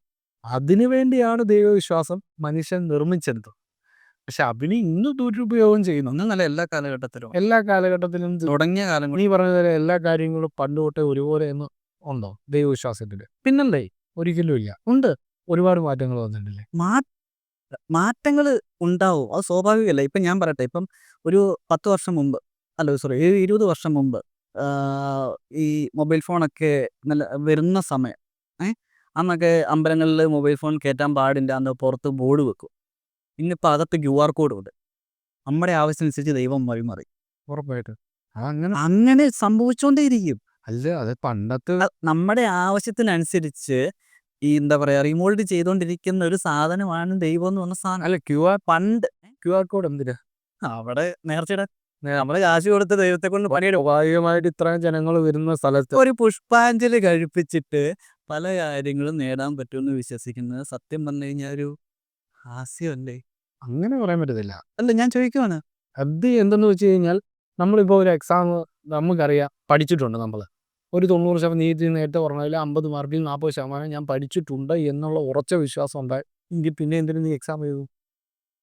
നമുക്ക് ബാക്കി കാര്യങ്ങൾ മുന്നോട്ട് കൊണ്ടുപോകണമെങ്കിൽ നമുക്കൊരു സർട്ടിഫിക്കേഷൻ വേണം. അപ്പോൾ സ്വാഭാവികമായിട്ട് അത്രേ ഉള്ളൂ. ദൈവത്തിൻ്റെ കാര്യത്തിൽ എക്സാം എഴുതാൻ വേണ്ടി പുഷ്പാർച്ചന. ഞാൻ പറഞ്ഞല്ലോ, ഒരു ഞാൻ പറഞ്ഞ കംപ്ലീറ്റ് തെറ്റാണെന്നല്ല. ഇതിനകത്ത് നമ്മൾ ചിന്തിക്കേണ്ട കുറച്ച് കാര്യങ്ങൾ ഉണ്ട് എന്നുള്ളതാണ്. നമ്മൾ അവിടെ ചെലവാക്കുന്ന ഒരു സമയമുണ്ടല്ലോ. ആ സമയം ഇപ്പോൾ ചിലപ്പം വീട്ടിൽ നിന്ന് നേരത്തെ ഇറങ്ങിയിട്ട് കഴിക്കാൻ താമസിച്ചിട്ട് മീൻസ് കഴിക്കാൻ മറന്നുപോയിട്ട് ചിലപ്പോൾ അമ്പലത്തിൽ കയറിയിട്ട് പ്രാർത്ഥനയും വഴിപാട് നടത്തി പോകുന്ന സമയത്ത് ആ ടൈമിൽ കഴിച്ച് കഴിഞ്ഞാൽ അത് വയറ്റിൽ കിടക്കില്ലേ, നമുക്കത് ഗുണമല്ല ഉണ്ടാകുക. അത്ര ഞാൻ കൂട്ട് ചെയ്തുള്ളൂ. അതല്ലാതെ പ്രാർത്ഥിക്കണം തെറ്റില്ല. ഇപ്പോൾ ഏതോ ഒരു ഷോട്ടിലും മറ്റേ ടൊവിനോ പറഞ്ഞൊരു സംഭവമുണ്ട്. അതായത് പുള്ളി ഒരു ബസ്സിൽ യാത്ര ചെയ്യുക, ഫാമിലിയായിട്ട് യാത്ര ചെയ്യുകയാണ്. അപ്പോൾ പുള്ളി കുറച്ച് ആരോഗ്യമുണ്ട്, ജിമ്മിലൊക്കെ പോകുന്നുണ്ട്. പുള്ളിക്ക് വേണേൽ കൈയൊന്നും പിടിക്കാണ്ട് വേണമെങ്കിൽ ചുമ്മാ നിൽക്കുക ബസ്സിൽ പോകുമ്പോൾ. പക്ഷെ അതുപോലെ പുള്ളിയുടെ അച്ഛനും അമ്മയ്ക്കും പറ്റില്ല, അവർക്ക് പ്രായമായി. അവരൊരു കമ്പിയെല്ലാം എവിടെയെങ്കിലുമൊക്കെ പിടിച്ചോട്ടെ, കുഴപ്പമില്ല. പക്ഷെ അതേപടി ആ കമ്പി ഊരി അടുത്തിരിക്കുന്നവരെ തലക്കടിക്കാൻ സമ്മതിക്കരുത്. അത് അത്രയേ ഉള്ളൂ. മറ്റൊരാൾ അതായത് മതം നമുക്ക് ചൂസ് നീ പറഞ്ഞ പോലെ നമുക്കൊരു സമാധാനവും സന്തോഷവും നമുക്ക് ആ ഒരു കോൺഫിഡൻസ് ലെവലൊക്കെ ഉണ്ടാക്കുന്നുണ്ടെങ്കിൽ അത് അവർ ചൂസ് ചെയ്തോട്ടെ, ഒരു പ്രശ്നവുമില്ല. പക്ഷെ അത് മറ്റൊരാൾക്ക് പ്രശ്നം ഉണ്ടാവരുത് ഒരിക്കലും. അപ്പം നീയും ദൈവം ഇല്ല എന്നൊരു കൺസെപ്റ്റിലേക്ക് വരുന്നില്ല. ഞാൻ ജനറലി പറഞ്ഞതാ. എന്നെ സംബന്ധിച്ച് ഞാൻ പറയുവാണെങ്കിൽ ദൈവം ഇല്ലാന്ന് ഞാൻ പറയത്തുള്ളൂ. ഞാൻ അങ്ങനെ തന്നെ ഇപ്പോൾ വിശ്വസിച്ച് മുന്നോട്ട് പോകും. വിശ്വസിച്ചല്ല, ഞാനത് മനസ്സിലാക്കിയ ഒരു കാര്യമാണ്. ഉം. എനിക്ക് അതിൻ്റെ അപ്പുറത്തോട്ട് അല്ല, എനിക്ക് തോന്നുന്നു ഇപ്പോഴത്തെ ഒരു ജനറേഷന് ദൈവം എന്ന കൺസെപ്റ്റ് ഒരു 40% ഇല്ലെന്ന്. അവർക്കത് അതിന്റെ ആവശ്യം മാറില്ല. കമ്മ്യൂണിറ്റികൾ ഇപ്പോൾ രൂപീകരിക്കുന്നു. സി ഇതെല്ലാം നമ്മുടെ ഇപ്പോൾ എല്ലാം പറയുന്ന പോലെ പോസിറ്റീവ് നെഗറ്റീവോ ഉണ്ടെന്ന് പറയുന്ന പോലെ ദൈവം ഉണ്ട് എന്ന് വിശ്വസിക്കുന്ന ഒരു ജനതയൊക്കെ, എങ്ങനെ ദൈവമുണ്ട് എന്ന് വിശ്വസിക്കുന്ന ഒരു ജന, ഇപ്പൊ എവിഡൻസ് ഉണ്ടോ എന്ന് ചോദിച്ചു കഴിഞ്ഞു കഴിഞ്ഞാൽ പണ്ട് ചരിത്രം പഠിക്കുകയാണ് നമ്മളിപ്പോ. ഞാൻ അംബേദ്കറിനെ കണ്ടിട്ടില്ല, പക്ഷെ അംബേദ്കർ ഉണ്ട് എന്നുള്ളൊരു വിശ്വാസം എനിക്കുണ്ട്. അല്ല, അതിന് എവിഡൻസ് ഉണ്ട്. അതുപോലെ തന്നെ യേശു ക്രിസ്തു മരിച്ചു കഴിഞ്ഞു 3-ാം നാൾ എഴുന്നേറ്റ് വന്ന് അത് സാക്ഷ്യം വഹിച്ചവർ അത് എഴുതി വെച്ചേക്കുന്നതെന്ന. നമ്മൾ ചരിത്രങ്ങൾ എങ്ങനെയാണല്ലോ പഠിക്കുന്നത്, നമ്മൾ കണ്ടതും കേട്ടതും ഒന്നുമല്ല പഠിക്കുന്നത്, അത് എവിഡൻഷ്യലി എഴുതി വെച്ചിരിക്കുന്ന ഒരു നമ്മൾ മുന്നോട്ട് പോകുന്ന കാലയളവിൽ അതിൻ്റെ എവിഡൻസ് നമുക്ക് കിട്ടുന്നുമുണ്ട്. ഇപ്പൊ ദൈവത്തിൻ്റെ കാര്യത്തിലാണ് ഈ പള്ളി ഇപ്പോൾ വളരെ കോൺട്രവേഴ്സി ഒരു സാധനമാണ്. അത് നമുക്ക് വേറൊരു കണ്ടന്റ് ആയിട്ട് എടുക്കാവുന്ന സാധനമാണ്. എന്താണ് ഈ ബാബരി മസ്ജിദിന്റെ കേസ്. അയ്യോ, നമുക്കൊരു വേറൊരു കണ്ടന്റ് ഭയങ്കര കോൺട്രവേഴ്സൽ സബ്ജക്റ്റാ. ആ കോൺട്രവേഴ്സൽ സബ്ജക്റ്റ് അത് കഴിഞ്ഞിട്ട് വന്നിരിക്കുന്ന പ്രശ്നങ്ങൾ കോലാഹലം. ഇപ്പം വേണ ഒരു കാര്യം പറയാം. അതായത് മതചിന്തകൾ ഒരു അതിർത്തി ഉണ്ടാക്കി വെക്കും മണ്ണിനും മനുഷ്യനും. അതിർത്തി ഉണ്ടാക്കി വെക്കുമെന്നുള്ളതിൽ ചുമ്മാ ഒന്ന് ആലോചിച്ച് നോക്കിക്കേ. അതെങ്ങനെ അങ്ങനെ സിമ്പിളായിട്ട് ഇപ്പോൾ ഒരു അമ്പലത്തിൽ കയറി ചെന്ന് കഴിഞ്ഞാൽ അവിടെ എഴുതി വെച്ച് അന്യമതസ്ഥർക്ക് ചില കാര്യങ്ങൾ. അതായത് ആ ഒരു മണ്ണിനുള്ളൊരു ഇതാണത്, മനസ്സിലായില്ലേ? ഈ ചില വാടക വീട് മുസ്ലിംസിന് കൊടുക്കുന്നത്. ഈ എന്താ പറയുക, പണ്ട് കാലത്ത് അതായത് നമ്മളൊക്കെ ഇപ്പം എങ്ങനെ ഇരിക്കുന്നത്, ഒരു വർഷം കുറേ വർഷം, ഒരു 10,000-3000 വർഷങ്ങൾക്ക് മുമ്പ് ഈ ഭൂമിയിൽ എന്തായിരുന്നു എന്നുള്ളത് നമുക്കറിയാൻ പാടില്ല. ഇവിടെ ചിലപ്പോൾ ഒരു അമ്പലമായിരിക്കാം ഉണ്ടായിരിക്കുക, അല്ലെങ്കിൽ ഒരു പള്ളിയായിരിക്കാം ഉണ്ടായിരിക്കുക. ഇനി അപ്പം അത് പോട്ടെ, നീ അങ്ങനെ പറയരുത്. നാളെ ചിലപ്പോൾ ആരെങ്കിലുമൊക്കെ വന്ന് ഇട്ടെടുത്തും അത് നമുക്ക് പിന്നെ നമ്മൾ സംസാരിക്കാൻ പോലും സ്ഥലം. വേറൊരു കാര്യം പറയാം. അതായത് നമ്മുടെ ഇന്ത്യയിൽ ഈ ദക്ഷിണേന്ത്യൻ ഭാഗം പണ്ട് ദ്രാവിഡന്മാർ എന്നാ അറിയപ്പെട്ടോണ്ട്. അതെ അതെ ആണല്ലോ കുടിയേറി വന്ന് നമുക്ക് ഇവിടെ ആരാധിച്ചുകൊണ്ടിരുന്ന ദൈവങ്ങൾ മൊത്തം മറ്റേ പഞ്ചഭൂതങ്ങളൊക്കെ ആയിരുന്നു. അതെ അതെ ഈ ഇവിടെ വന്നിട്ടുള്ള ആൾക്കാരാണ് ആര്യന്മാരെന്ന് പറയുന്നത്. ബിജു മേനോന്റെ ആ സിനിമയ്ക്കകത്തത് ഒരു സിനിമ ഒരു സംഭവം ഉണ്ട് അതിനകത്ത്. ഈ പുറത്തുനിന്ന് വന്നിട്ടുള്ളതാണ് ആക്ച്വലി ബ്രഹ്മാവ് വിഷ്ണു മഹേശ്വരൻ എന്നുള്ള ഈ കോൺസെപ്റ്റ്. അതെ ഓക്കെ, അവരിവിടെ വന്നിട്ട് ഇവിടെ അടിച്ചമർത്തേണ്ട ആവശ്യമൊന്നുമില്ല. നമ്മളിവിടെ പണ്ട് ഒന്നും ഇല്ലായിരുന്ന ആൾക്കാരായിരുന്നു, കാട്ടിക്കൂടെ ജീവിച്ചുകൊണ്ട് നടന്ന ആൾക്കാർ. ഇവിടെ വന്നിട്ട് അവര് ഇവിടെ ഇംപ്ലിമെന്റ് ചെയ്തൊരു സംഭവമാണ് ആക്ച്വലി ആ ഒരു വിശ്വാസം കാര്യങ്ങൾ. ശരിയാ. ശേഷം എന്താ സംഭവിച്ചേ, നമ്മൾ അതിങ്ങോട്ട് എടുത്തു. മീൻസ് നമ്മൾ എടുക്കേണ്ടി വന്നു. എന്നിട്ടിപ്പോ അവരുടെ കോൺസെപ്റ്റിലെ രാക്ഷസന്മാരും വൃത്തികെട്ടന്മാരും ഒക്കെ നമ്മൾ തന്നെയാണ്. നമ്മളത് വിശ്വസിച്ചിട്ട് ഇപ്പോൾ ഇവിടെ ജീവിക്കുന്നു. അപ്പോൾ അതൊന്ന് ആലോചിച്ച് നോക്കി, അതിൻ്റെ ഒരു വൈരുദ്ധ്യം അതൊന്ന് ആലോചിച്ച് നോക്കി. നമ്മൾ അത്രേ ഉള്ളൂ. അത് കുറച്ച് കാലഘട്ടം മാറുമ്പോൾ ഇതിനൊക്കെ മാറ്റങ്ങൾ സംഭവിക്കും. മാറ്റങ്ങൾ സംഭവിച്ചുകൊണ്ടേ ഇതാണ് ഞാൻ ആദ്യം പറഞ്ഞത്. അതല്ലേ നമ്മൾ കൃത്യമായി ആദ്യം കോട്ട് ചെയ്താല് ഞാൻ ഉൾപ്പെടെ കോട്ട് ചെയ്തൊരു സാധനമുണ്ട്. മതം എന്ന് പറയുന്ന അല്ലെങ്കിൽ ദൈവം എന്ന കൺസെപ്റ്റ് മനുഷ്യൻ നിർമ്മിച്ചതാണ്. അപ്പോൾ സ്വാഭാവികമായിട്ടും മനുഷ്യന്റെ ഓരോ ഫോർമേഷൻ അല്ലെങ്കിൽ അവരുടെ ഡെവലപ്മെന്റ്സിനനുസരിച്ച് മാറും. ഇപ്പൊ ഇൻ കേസ് ഇപ്പൊ ഇവിടെ ദൈവം വന്നിരിക്കുമെന്ന് വെച്ച് കഴിഞ്ഞാൽ, ദൈവം എൻ്റെ അടുത്തേക്ക് ചോദിക്കുക, നീയാണോ എന്നെ ഉണ്ടാക്കിയെന്ന് ചോദിക്കും. എന്നോട് അല്ലെങ്കിൽ ഞാൻ പറയും ഞാൻ ചോദിക്കും നീയാണോ എന്നെ ഉണ്ടാക്കുന്നത്. അത് അങ്ങോട്ടും ഇങ്ങോട്ടും ചോദിക്കാനുള്ള ഒരു ക്വസ്റ്റ്യൻ മാത്രമായി ഞാൻ ചോദിക്കത്തില്ല. എനിക്കറിയാം. ഞാൻ ചോദിക്കും. പക്ഷേ എനിക്ക് ചോദിക്കാം. അല്ല ഞാൻ ചോദിക്കത്തില്ല. ഞാനതിന് ഉത്തരവും നീ അങ്ങനെ ചോദിച്ചാൽ ഞാൻ ഉത്തരവും പറയത്തില്ല. അത് വേറെ കാര്യം. ഞാനതേ ചോദിക്കുള്ളൂ. ആ. അത് എന്തേലും ആയിക്കോട്ടെ. നമ്മൾ അതിലേക്ക് കറക്കും. ചുമ്മാ ആവശ്യമില്ലാത്ത സാധനമൊക്കെ എടുത്തിട്ട് അല്ലടാ, പറയേണ്ട കാര്യങ്ങളും പറയണമല്ലോ. ഇല്ലേ ഇതിപ്പോ എന്താ പറയാ, നമുക്ക് ഇവിടുത്തെ പ്രധാനമന്ത്രിയെ നമുക്ക് ട്രോളുന്നുണ്ട് എടുത്ത് നോക്കിക്കഴിഞ്ഞാല്. അപ്പൊ പിന്നെ ഞാൻ കാണാത്തൊരു സാധനത്തിന് എനിക്ക് ട്രോളുന്നോണ്ട് കുഴപ്പമില്ല. നീ ഒരു കാര്യം ആലോചിച്ചേ. ഈ ഒരു കൊച്ച് ഒരു ഇന്റർവ്യൂവിനകത്ത് ഒരു ഇന്റർവ്യൂ അല്ല അത് ഏതൊരു ന്യൂസ് ചാനലിൽ ഈ കല്യാണ പ്രായം 21 വയസ്സിലേക്ക് ആക്കിയല്ലോ പെൺകുട്ടികളുടെ. അപ്പം ഇങ്ങനെ പറയുക പണ്ട് ജ്യോതിഷന്മാർ പറയുക 18 വയസ്സ് കഴിഞ്ഞാൽ കല്യാണ യോഗോ കൊച്ചിന് കെട്ടിക്കണം. ആ കൊച്ചു പറഞ്ഞ അന്ന് എനിക്ക് ഹിറ്റ് ചെയ്തൊരു സാധനമാണ്. ചോദിച്ചോന്നു ഇപ്പം 21 വയസ്സായതുകൊണ്ട് ജ്യോതിഷന്മാർക്ക് ഇച്ചിരി എളുപ്പമായി. ആ ജ്യോതിഷം അല്ല നീ കേക്ക് ജ്യോതിഷന്മാർക്കും എളുപ്പമായി. എന്താ നീ 21 വയസ്സിൽ ആലോചിച്ചാൽ മതി എന്ന് തുടങ്ങുമെന്ന്. അപ്പോൾ 18 വയസ്സ് തൊട്ട് 21 വയസ്സുള്ള ദോഷങ്ങൾ മാറിയെന്ന്. ആ കുട്ടി അത്ര ചിന്തിച്ച് പറഞ്ഞപ്പോൾ സാധാരണപ്പെട്ട മനുഷ്യനൊന്നും ചിന്തിക്കത്തില്ല. കൃത്യമായിട്ടെന്ന് ഇന്നിപ്പോൾ കഴിഞ്ഞിടയ്ക്കാണല്ലോ എൻ്റെ കൂട്ടുകാരിയുടെ അല്ലെങ്കിൽ നമ്മൾ വിശ്വസിക്കുന്ന ഒരുമാതിരിപ്പെട്ട ആൾക്കാരെല്ലാം പറയും അവളുടെ കല്യാണ സമയമാണ്. ഈ കല്യാണ സമയം കൃത്യമായി കൂട്ടിയതാണ് കല്യാണ സമയം. അപ്പോൾ ആ സമയത്ത് കല്യാണം നടന്നില്ല പിന്നെ നടക്കുന്നത്. ഈ ഒരു പ്രെഡിക്റ്റബിൾ എങ്ങനെയാണ് സാധിക്കുന്നത് നിൻ്റെ ഒരു കൺസെപ്റ്റിൽ? അട്ടർ മണ്ടത്തരവാ. അതിന് അങ്ങനെ പറയാം. ഇപ്പോ ഒരു കുട്ടി ജനിച്ചു കഴിയുമ്പോഴത്തേക്കും ഹിന്ദു മതത്തിൽ ഇപ്പൊ എനിക്കറിയാം, ജനിച്ചു കഴിയുമ്പോഴത്തേക്കും അവനൊരു നക്ഷത്രം ഉണ്ടാവും. ഓക്കെ, അതായത് ഏതേലും നക്ഷത്രം ആയിക്കോട്ടെ, ഒരു നക്ഷത്രം എക്സാമ്പിൾ, ചുമ്മാ ഒരു എക്സാമ്പിൾ നമുക്ക് കുറച്ച് കണക്ക് പറയാവേ. ചുമ്മാ അതായത് ഈ നമ്മൾ പഠിച്ചിട്ടുണ്ട്, നമ്മളൊരു സാധനത്തിനെ കാണുന്ന എങ്ങനെയാ. ഇപ്പം നമ്മളിപ്പോൾ ഇവിടെ ഒരു മൊബൈൽ ഫോൺ ഇരിക്കുവാണെങ്കിൽ ഈ മൊബൈൽ ഫോണിലേക്ക് ഒരു പ്രകാശം വന്ന് തട്ടി അതിൻ്റെ കണ്ണിൽ റിഫ്ലക്ട് ചെയ്ത് തിരിച്ച് അവിടെ ചെന്ന് അങ്ങനെയാണ് ആ സാധനം അവിടെ ഉണ്ടെന്നുള്ളൊരു ബോധ്യം നമുക്ക് കിട്ടുക. ഓക്കെ, അങ്ങനെയാണല്ലോ. അതുപോലെ തന്നെ ഫീൽ ചെയ്യുക. ഫീൽ ചെയ്യുക. അതുപോലെ ചന്ദ്രനെ കാണണമെങ്കിൽ ഈ സൂര്യൻ്റെ പ്രകാശം അവിടെ തട്ടി ഇവിടെ തട്ടണം. ഈ ഒരു സമയം എടുക്കുന്നുണ്ട്. അതുപോലെ തന്നെ സൂര്യൻ്റെ ആക്യുറേറ്റ് ആയിട്ട് നമ്മൾ സൂര്യനെ കാണണമെങ്കിൽ 8.5 മിനിറ്റ് ടൈം എടുക്കും. ആ പ്രകാശം നമ്മുടെ കണ്ണിൽ എത്തിയാൽ മാത്രമേ അവിടെ ഒരു സാധനം ഉണ്ട് എന്ന് നമുക്ക് മനസ്സിലാകത്തുള്ളൂ. ഇത് ട്രാവൽ ചെയ്യാൻ എടുക്കുന്ന ഒരു 8.5 മിനിറ്റ് ടൈമുണ്ട്. ലൈറ്റ് ട്രാവലിംഗ് ലൈറ്റ് ടൈമുണ്ട്. അപ്പോൾ ഒരു നക്ഷത്രം എത്രത്തോളം അകലെയായിരിക്കും, എത്ര പ്രകാശവർഷമാണ്. അപ്പോൾ ഞാൻ ചോദിക്കുന്ന ഇത്രയേ ഉള്ളൂ. ഇപ്പോൾ ഒരു കുട്ടി ഉണ്ടാവുകയാണ്, ആ കുട്ടിയുടെ നാള് ഇന്നതാണെന്ന് പറയുന്നു. ഇതാണ് 1 മിനിറ്റിന് വൈകി കഴിഞ്ഞാൽ അടുത്ത നാളോ ആളോ അതെന്തോ ആയിക്കോട്ടെ. ഇപ്പോൾ ഉണ്ടാകുന്നൊരു കുട്ടിക്ക് ഇതാണ് നാളെന്ന് പറയാണ്. പ്രവചിക്കല്ല, ഓൾറെഡി കലണ്ടറൊക്കെ എഴുതി വെച്ചിട്ടുണ്ടല്ലോ.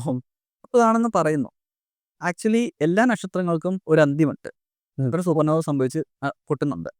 ഇപ്പോൾ ഒരു 10,000 പ്രകാശവർഷം അകലെ നിൽക്കുന്ന ഒരു നക്ഷത്രം, അതായത് ഈ ഇപ്പം ജനിച്ച കുട്ടിയുടെ നക്ഷത്രം പൊട്ടിപ്പോയെന്ന് വെച്ചോ.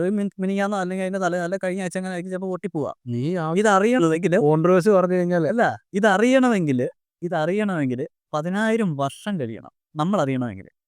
നമ്മൾ ഇത് 500 വർഷം കഴിഞ്ഞാലും നമ്മൾ ആകാശത്തോട്ട് നോക്കുമ്പോഴത്തേക്കും ഈ നക്ഷത്രം അവിടെ തന്നെ കാണും. കഴിച്ചത് ട്രാവൽ ചെയ്ത് വരുന്നത് 10,000 വർഷമായത്. അല്ല, സീരിയസ്ലി.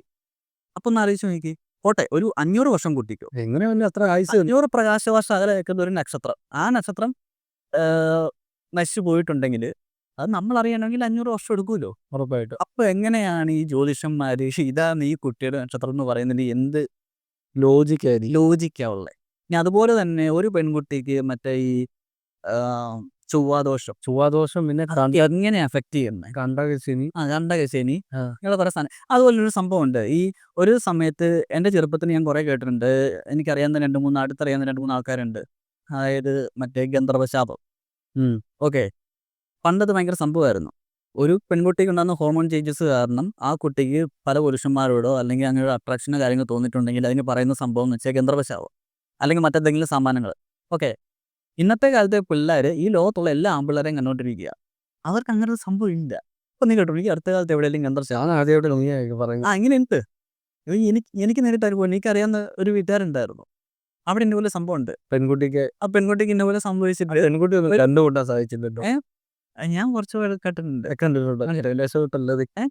അല്ല, അന്ന് ഞാൻ കുഞ്ഞാണ്. ഞാൻ കുറേ വർഷം മുമ്പുള്ള, ഞാൻ 4ാം ക്ലാസ്സിൽ 5ാം ക്ലാസ് പഠിക്കുന്ന സമയമാണ്. ഞാൻ ഓർത്തിരിക്കാനുള്ള കാരണം എന്ന് വെച്ച് കഴിഞ്ഞാൽ ഈ ഈ വീട്ടില് ഡെയിലി പൂജയും വഴിപാടും ഇതിന് അടിക്കുകയും പരിപാടിയും കാര്യങ്ങളൊക്കെയാണ്. അതിന് വോയിസ് കഴിഞ്ഞിട്ടില്ല. ദോഷം മാറാൻ പൂജ ചെയ്യുക, ആ. വീട്ടിൽ ഹോമം ചെയ്യുക, ആ. അത് ആ ചെയ്യുന്നവന്മാർക്ക് കാശുണ്ടാക്കാൻ വേറെ വഴി. മറ്റേ ജഗതി കാരണം മറ്റേ ചുട്ട കോഴിയെ പറപ്പിക്കുന്ന, അതുപോലെ തന്നെ മറ്റേ ഈ ഇതൊക്കെ തുറന്നു കാണിക്കുന്ന സിനിമ ഒരുപാട് ഞാൻ പറഞ്ഞത് കഴിച്ചിട്ടുണ്ട്. ഈ അവിടെ ഇവിടെയൊക്കെ ഇപ്പൊ നഷ്ടപ്പെട്ടുകൊണ്ട് പോകുന്ന കുറെ വിശ്വാസങ്ങളും കുറെ ദൈവങ്ങളും ഒക്കെയാണ് ഈ പട്ടികയിൽ വരുന്നത്. ഇനി കുറച്ചുകൂടെ കഴിയുമ്പോഴത്തേക്കും നമ്മൾ ഇപ്പൊ വിശ്വസിക്കുന്ന ദൈവങ്ങളെല്ലാം കുറച്ച് കാലങ്ങളിൽ മൺമറയും. അടുത്ത ദൈവം ഉണ്ടാവും. ഔട്ട്ഡേറ്റഡ് ആവും. അടുത്ത ഉണ്ടാവും. അത് മനുഷ്യൻ ഉറപ്പായിട്ടും മനുഷ്യൻ നിർമ്മിക്കുമല്ലോ. ഉറപ്പുണ്ടായി.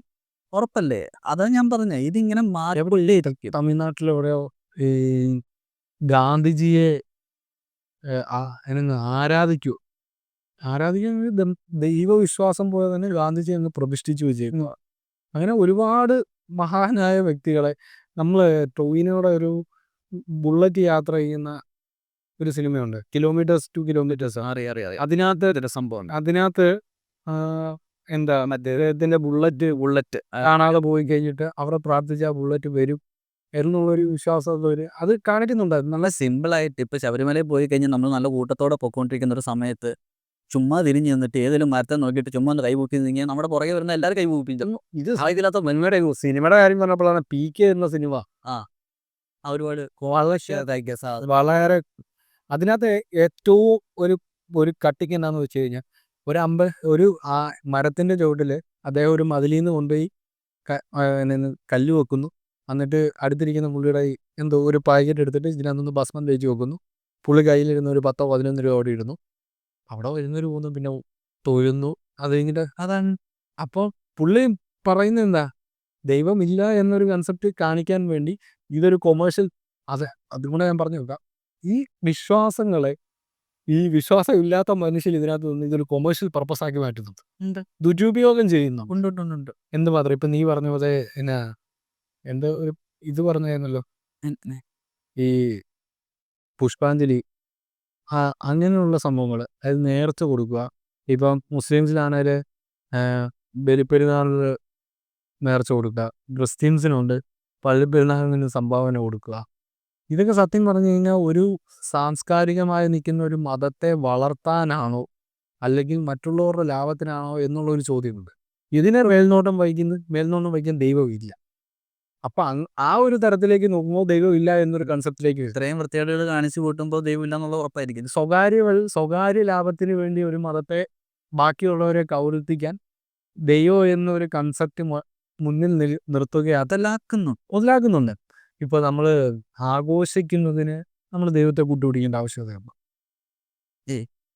എന്നാൽ ഇവിടെ നടക്കുന്നത് എന്താ, അതൊക്കെ തന്നെ എല്ലാ ആഘോഷങ്ങളുടെ അല്ലെങ്കിൽ എനിക്ക് ഏറ്റവും കൂടുതൽ നമ്മളങ്ങനെ മനുഷ്യനെ ഒരു ഭയങ്കര ഒരു സംഘത്തോടെ ജീവിച്ച് വളർന്നിട്ടുള്ളൊരു എപ്പോഴും അങ്ങനെ അതിലെ മനുഷ്യനാകത്തില്ല. നമ്മൾ എന്താ പറയുക, നമ്മുടെ ആഘോഷങ്ങൾക്ക് വേണ്ടി നമ്മൾ മറ്റു മൃഗങ്ങളെ ഉപയോഗിക്കുന്ന ഒരു പരിപാടിയുണ്ട്.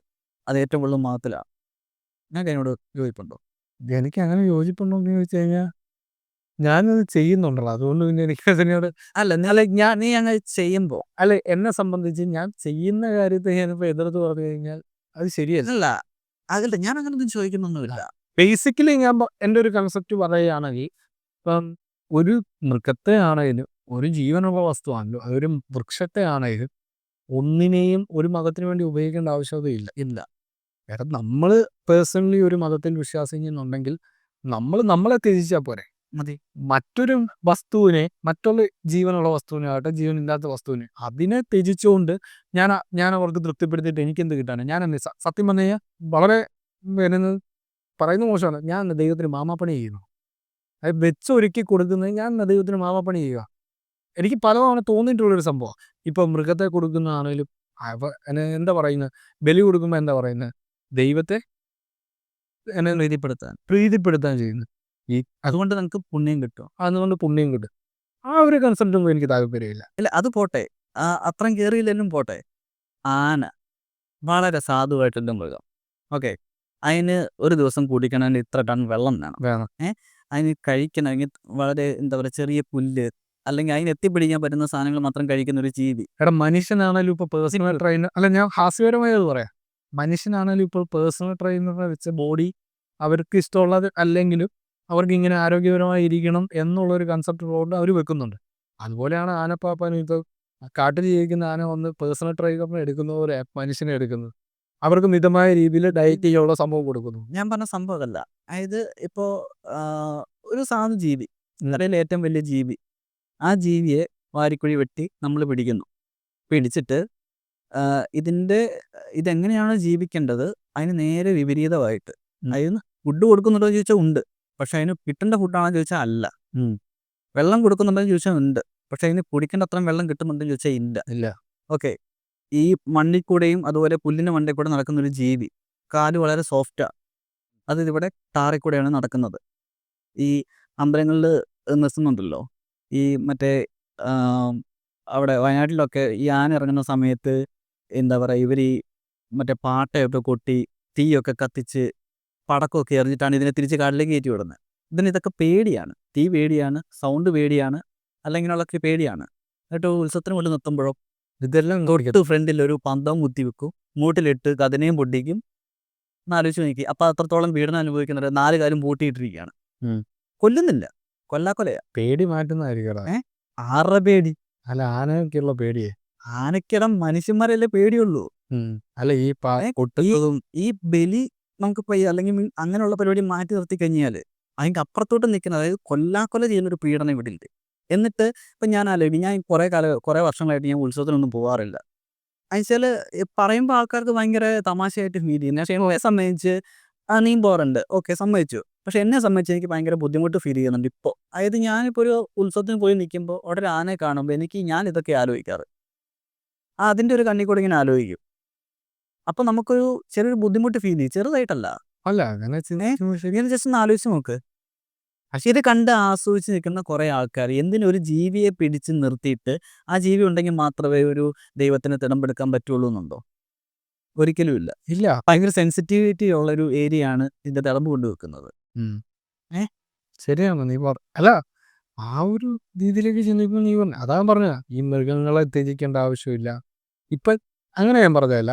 ഇപ്പോൾ നമ്മൾ ചില മതങ്ങളിൽ പറയും ഇന്ന മൃഗത്തെ കൊല്ലരുത്, അത് അവരുടെ വിശ്വാസമാണ്. നമ്മൾ അതും നോക്കേണ്ട ആവശ്യമില്ല. കാരണം ഈ എങ്ങനെ ചില മതങ്ങളെ നോക്കുമ്പോൾ അവർ പ്രാക്ടീസ് ചെയ്യുന്ന വെച്ച് മറ്റു മതസ്ഥരോ അല്ലെങ്കിൽ മതസ്ഥരല്ല മനുഷ്യരോട് പറയുക, ഇന്നോലിപ്പം നമുക്ക് ഗുജറാത്തിലെ കാര്യം അറിയാം, ബീഫ് അറക്കരുതെന്ന് പറയുന്നു. സ്വാഭാവികമായിട്ട് അത് ശരിയല്ലോ. കാരണം നമ്മുടെ സമൂഹത്തിന് അല്ല നമ്മുടെ ഒരു പ്രകൃതി നിയമം അനുസരിച്ച് ഒരു വസ്തു ഒന്ന് ചീഞ്ഞാലേ മറ്റൊന്നിന് വളമാകും. സ്വാഭാവികമായിട്ടും മനുഷ്യന് കൺസ്യൂം ചെയ്യാനുള്ള മൃഗങ്ങളും ഉണ്ട്. കാരണം ഇവരുടെ കൗണ്ടിങ് കറക്റ്റ് ആക്കണം. ആണ്. പണ്ട് പുലിയെ വേട്ടയാടി തിന്നിരുന്നു, ഇന്ന് പുലിയെ വേട്ടയാടി തിന്നാതെ തന്നെ അതിൻ്റെ കൗണ്ട് കുറവാണ്. അവർ വംശനാശത്തിലേക്ക് സംഭവിച്ചത്. അതുകൊണ്ടാണ് വൈൽഡ് ലൈഫ് പ്രൊട്ടക്ഷൻ ആക്ട് നിലവിൽ വന്നിരിക്കുന്നത്. ഇല്ല, ഇപ്പം അവരെയും കൺസ്യൂം ചെയ്യും മനുഷ്യൻ തന്നെ, മനുഷ്യനെ അവരും കൺസ്യൂം ചെയ്തേനെ. അതാ അങ്ങോട്ടും ഇങ്ങോട്ടും ഒരു ഈക്വൽ പ്രോസസ്സിലൂടെയാണ് ഇത് കടന്നു പോകുന്നത്. പക്ഷെ അത് ഒരു മതത്തിൻ്റെ അണ്ടറിൽ വന്ന് ഇന്നോലെ ഒരു ഭയങ്കര ഒരു പ്രധാനപ്പെട്ട ഒരു കേസ് എനിക്ക് തോന്നുന്നു ഉണ്ടായിരുന്നു, ഈ ഒരു ബീഫ് ബാനിനെ കുറിച്ച് ഗുജറാത്തിൽ നടന്നത്. അതിനകത്ത് സത്യം പറഞ്ഞാൽ ഞാൻ പശുവിനെ കൊല്ലരുതെന്നാണ് പറയുന്നത്. അതിനകത്തൊരു സംഭവം എന്ന് പറഞ്ഞാൽ സർക്കാർ ഈ ഭരണഘടനയുണ്ട്, ഡയറക്റ്റീവ് പ്രിൻസിപ്പിൾസ് എന്ന് പറഞ്ഞ് പാർട്ട് 4 നമ്മുടെ ഇന്ത്യൻ ഭരണഘടനയിൽ ഇത് വെച്ചിട്ടുണ്ട്. ഇതിനകത്ത് പറയുന്നത് നമ്മൾ ആനിമൽസിനെയും അതുപോലെ തന്നെ കൃഷിയെയും കൂടെ പ്രൊമോട്ട് ചെയ്യാൻ സർക്കാർ നിയമം കൊണ്ടുവരണം. ഇത് രണ്ടും തുല്യമായി നിൽക്കുന്ന ഒരു സംഭവം. അപ്പോൾ അതിനകത്ത് പറയുന്ന ഇതിനകത്ത് ആ ഒരു കേസിൻ്റെ ഫാക്റ്റിനകത്ത് ഇങ്ങനെ പറയുകയുണ്ടായി, അതായത് പശുവിന് ഇത്ര ഏജ് കഴിഞ്ഞാൽ അവർ ഒന്നിനും കൊള്ളാത്തവരാണ്. ഈ ഒന്നിനും കൊള്ളാത്തവരെ സംരക്ഷിക്കേണ്ട ആവശ്യതയുണ്ടോ? അവരെ അറുത്തുകൊണ്ട് എന്താ തെറ്റ്? അപ്പോൾ അവരെ ദൈവമായി കൺസെപ്റ്റിലേക്ക് കൊണ്ടുവരുമ്പോഴാണ് ഈ അറക്കുന്നതിന് പ്രശ്നം. അത് പ്രാക്ടീസ് ചെയ്യുന്നവരോ പ്രാക്ടീസ് ചെയ്താൽ പോരെ, ബാക്കിയുള്ളവരെന്തിനു പ്രാക്ടീസ് ചെയ്യണം? ഒന്നിന് അടിച്ചമർത്തപ്പെടുന്ന രീതിയിലേക്ക് ഈ മതവിശ്വാസങ്ങളെ കൊണ്ടുവരുന്നു. അല്ല, ഞാൻ ഈ ഇപ്പം അതായത് പശു ഒരാവശ്യമില്ലാതിരിക്കുന്ന സമയത്ത് കാര്യങ്ങൾ ചെയ്യുന്നു. ഇത്ര പീരീഡ് ഓഫ് ടൈമിൽ പശു പാല് തരുന്നുണ്ട്, പശുവിനെ കൊണ്ട് ഗുണങ്ങളുണ്ട് മനുഷ്യന്, അല്ല അതിനൊന്നു ഈ കൃഷിക്ക് സഹായിക്കുന്നുണ്ട്. ഒരു പീരീഡ് കഴിഞ്ഞ് കഴിഞ്ഞാൽ ഇവരെ ബാധ്യതയാവുക മനുഷ്യന്. ഓക്കെ, അതേ സമയത്ത് ഇങ്ങനെ ഉപയോഗിച്ച് കഴിഞ്ഞാൽ എന്താ പ്രശ്നം ഇരിക്കുന്നത്? ആ ഒരു വാദം പറഞ്ഞത്, ഓക്കെ, ഒരു സൈഡിൽ ഇത് വന്ന ആ കേസിനകത്ത് വന്ന ഒരു വാദം പറഞ്ഞ ആ ഒരു കൺസെപ്റ്റിലേക്ക് ചിന്തിച്ചാൽ പോരെ. പിന്നെ പശുവിനെ ദൈവമായിട്ട് കാണുമ്പോൾ എന്താ കഥ ഇരിക്കും? അല്ലെങ്കിൽ ഇപ്പോൾ ഏതെങ്കിലും ഒരു മൃഗത്തെ ദൈവത്തിൻ്റെ സഞ്ചാരിയാന്ന് പറഞ്ഞ് ഇപ്പം നിന്റെ വാഹനം അത് എൻ്റെ വാഹനമാണോ എന്ന് പറഞ്ഞാൽ അതിനകത്ത് എന്താ ലോജിക്ക് ഇരിക്കുന്നത്? ഒരു ലോജിക്. ഇത് തന്നെയല്ലേ ദൈവത്തിൻ്റെ കാര്യത്തിന് സംഭവിക്കുന്നത്. ഇപ്പം മറ്റേ ആരാ നമ്മുടെ ഗണപതിക്ക് എലിയായിരുന്നു, മറ്റേ ആൾക്ക് ഇന്നതായിരുന്നു. അവരുടെ അന്നുള്ള ആ മൃഗം അന്ന് അവിടെ ഉണ്ട് സഞ്ചരിക്കാൻ. അതിപ്പോഴും ആ ഒരു വർഗത്തെ അങ്ങനെ കാറ്റഗറൈസേഷൻ ചെയ്യുമ്പോഴാണ് ഈ പ്രശ്നം. ശരിയല്ലേ? ഈ മൃഗത്തെ പോലും ദൈവമായിട്ട് കാണുന്ന ഒരു അവസ്ഥയിലേക്ക് മനുഷ്യൻ വന്നെത്തിയിട്ടുണ്ട്. ഈ മനുഷ്യൻ ഇതാണ് മനുഷ്യൻ്റെ ഏറ്റവും വലിയ പ്രശ്നം. മനുഷ്യൻ മതത്തെ നിർമ്മിച്ചു. എന്തിനു വേണ്ടി? ഒരു സോഷ്യൽ സ്ട്രക്ചർ ഉണ്ടാക്കാൻ വേണ്ടിയും അല്ലെങ്കിൽ മനുഷ്യൻ്റെ പ്രശ്നങ്ങളെ പരിഹരിക്കാൻ വേണ്ടിയും മനുഷ്യൻ മതത്തെ സൃഷ്ടിച്ചു. മനുഷ്യൻ വീണ്ടും വീണ്ടും സൃഷ്ടിച്ചുകൊണ്ടിരിക്കുക. മതത്തെയും സൃഷ്ടിക്കുന്നു, അതുപോലെ തന്നെ പ്രശ്നങ്ങളെ സൃഷ്ടിക്കുന്നു. ഈ പ്രശ്നങ്ങളിൽ നിന്ന് ഉരുത്തിരിഞ്ഞ് വരാനാണ് ഈ മതത്തെ സൃഷ്ടിച്ചെങ്കിൽ ഇപ്പോൾ മതങ്ങൾ സൃഷ്ടിക്കുമ്പോൾ അവിടെ പ്രശ്നങ്ങളുണ്ടാകും. ഒരു ഓപ്പോസിറ്റ് ഇതാണ് ഇപ്പോൾ ഉണ്ടായിക്കൊണ്ടിരിക്കുന്നത്. ഇത് തിരിച്ചറിയാതെ പോകുന്ന, സത്യം പറഞ്ഞു കഴിഞ്ഞാൽ മതമുണ്ട് ദൈവമുണ്ട് എന്ന് പറയുന്ന മനുഷ്യനല്ലേ യഥാർത്ഥത്തിൽ മണ്ടന്മാരെന്ന് പറയുന്നത്.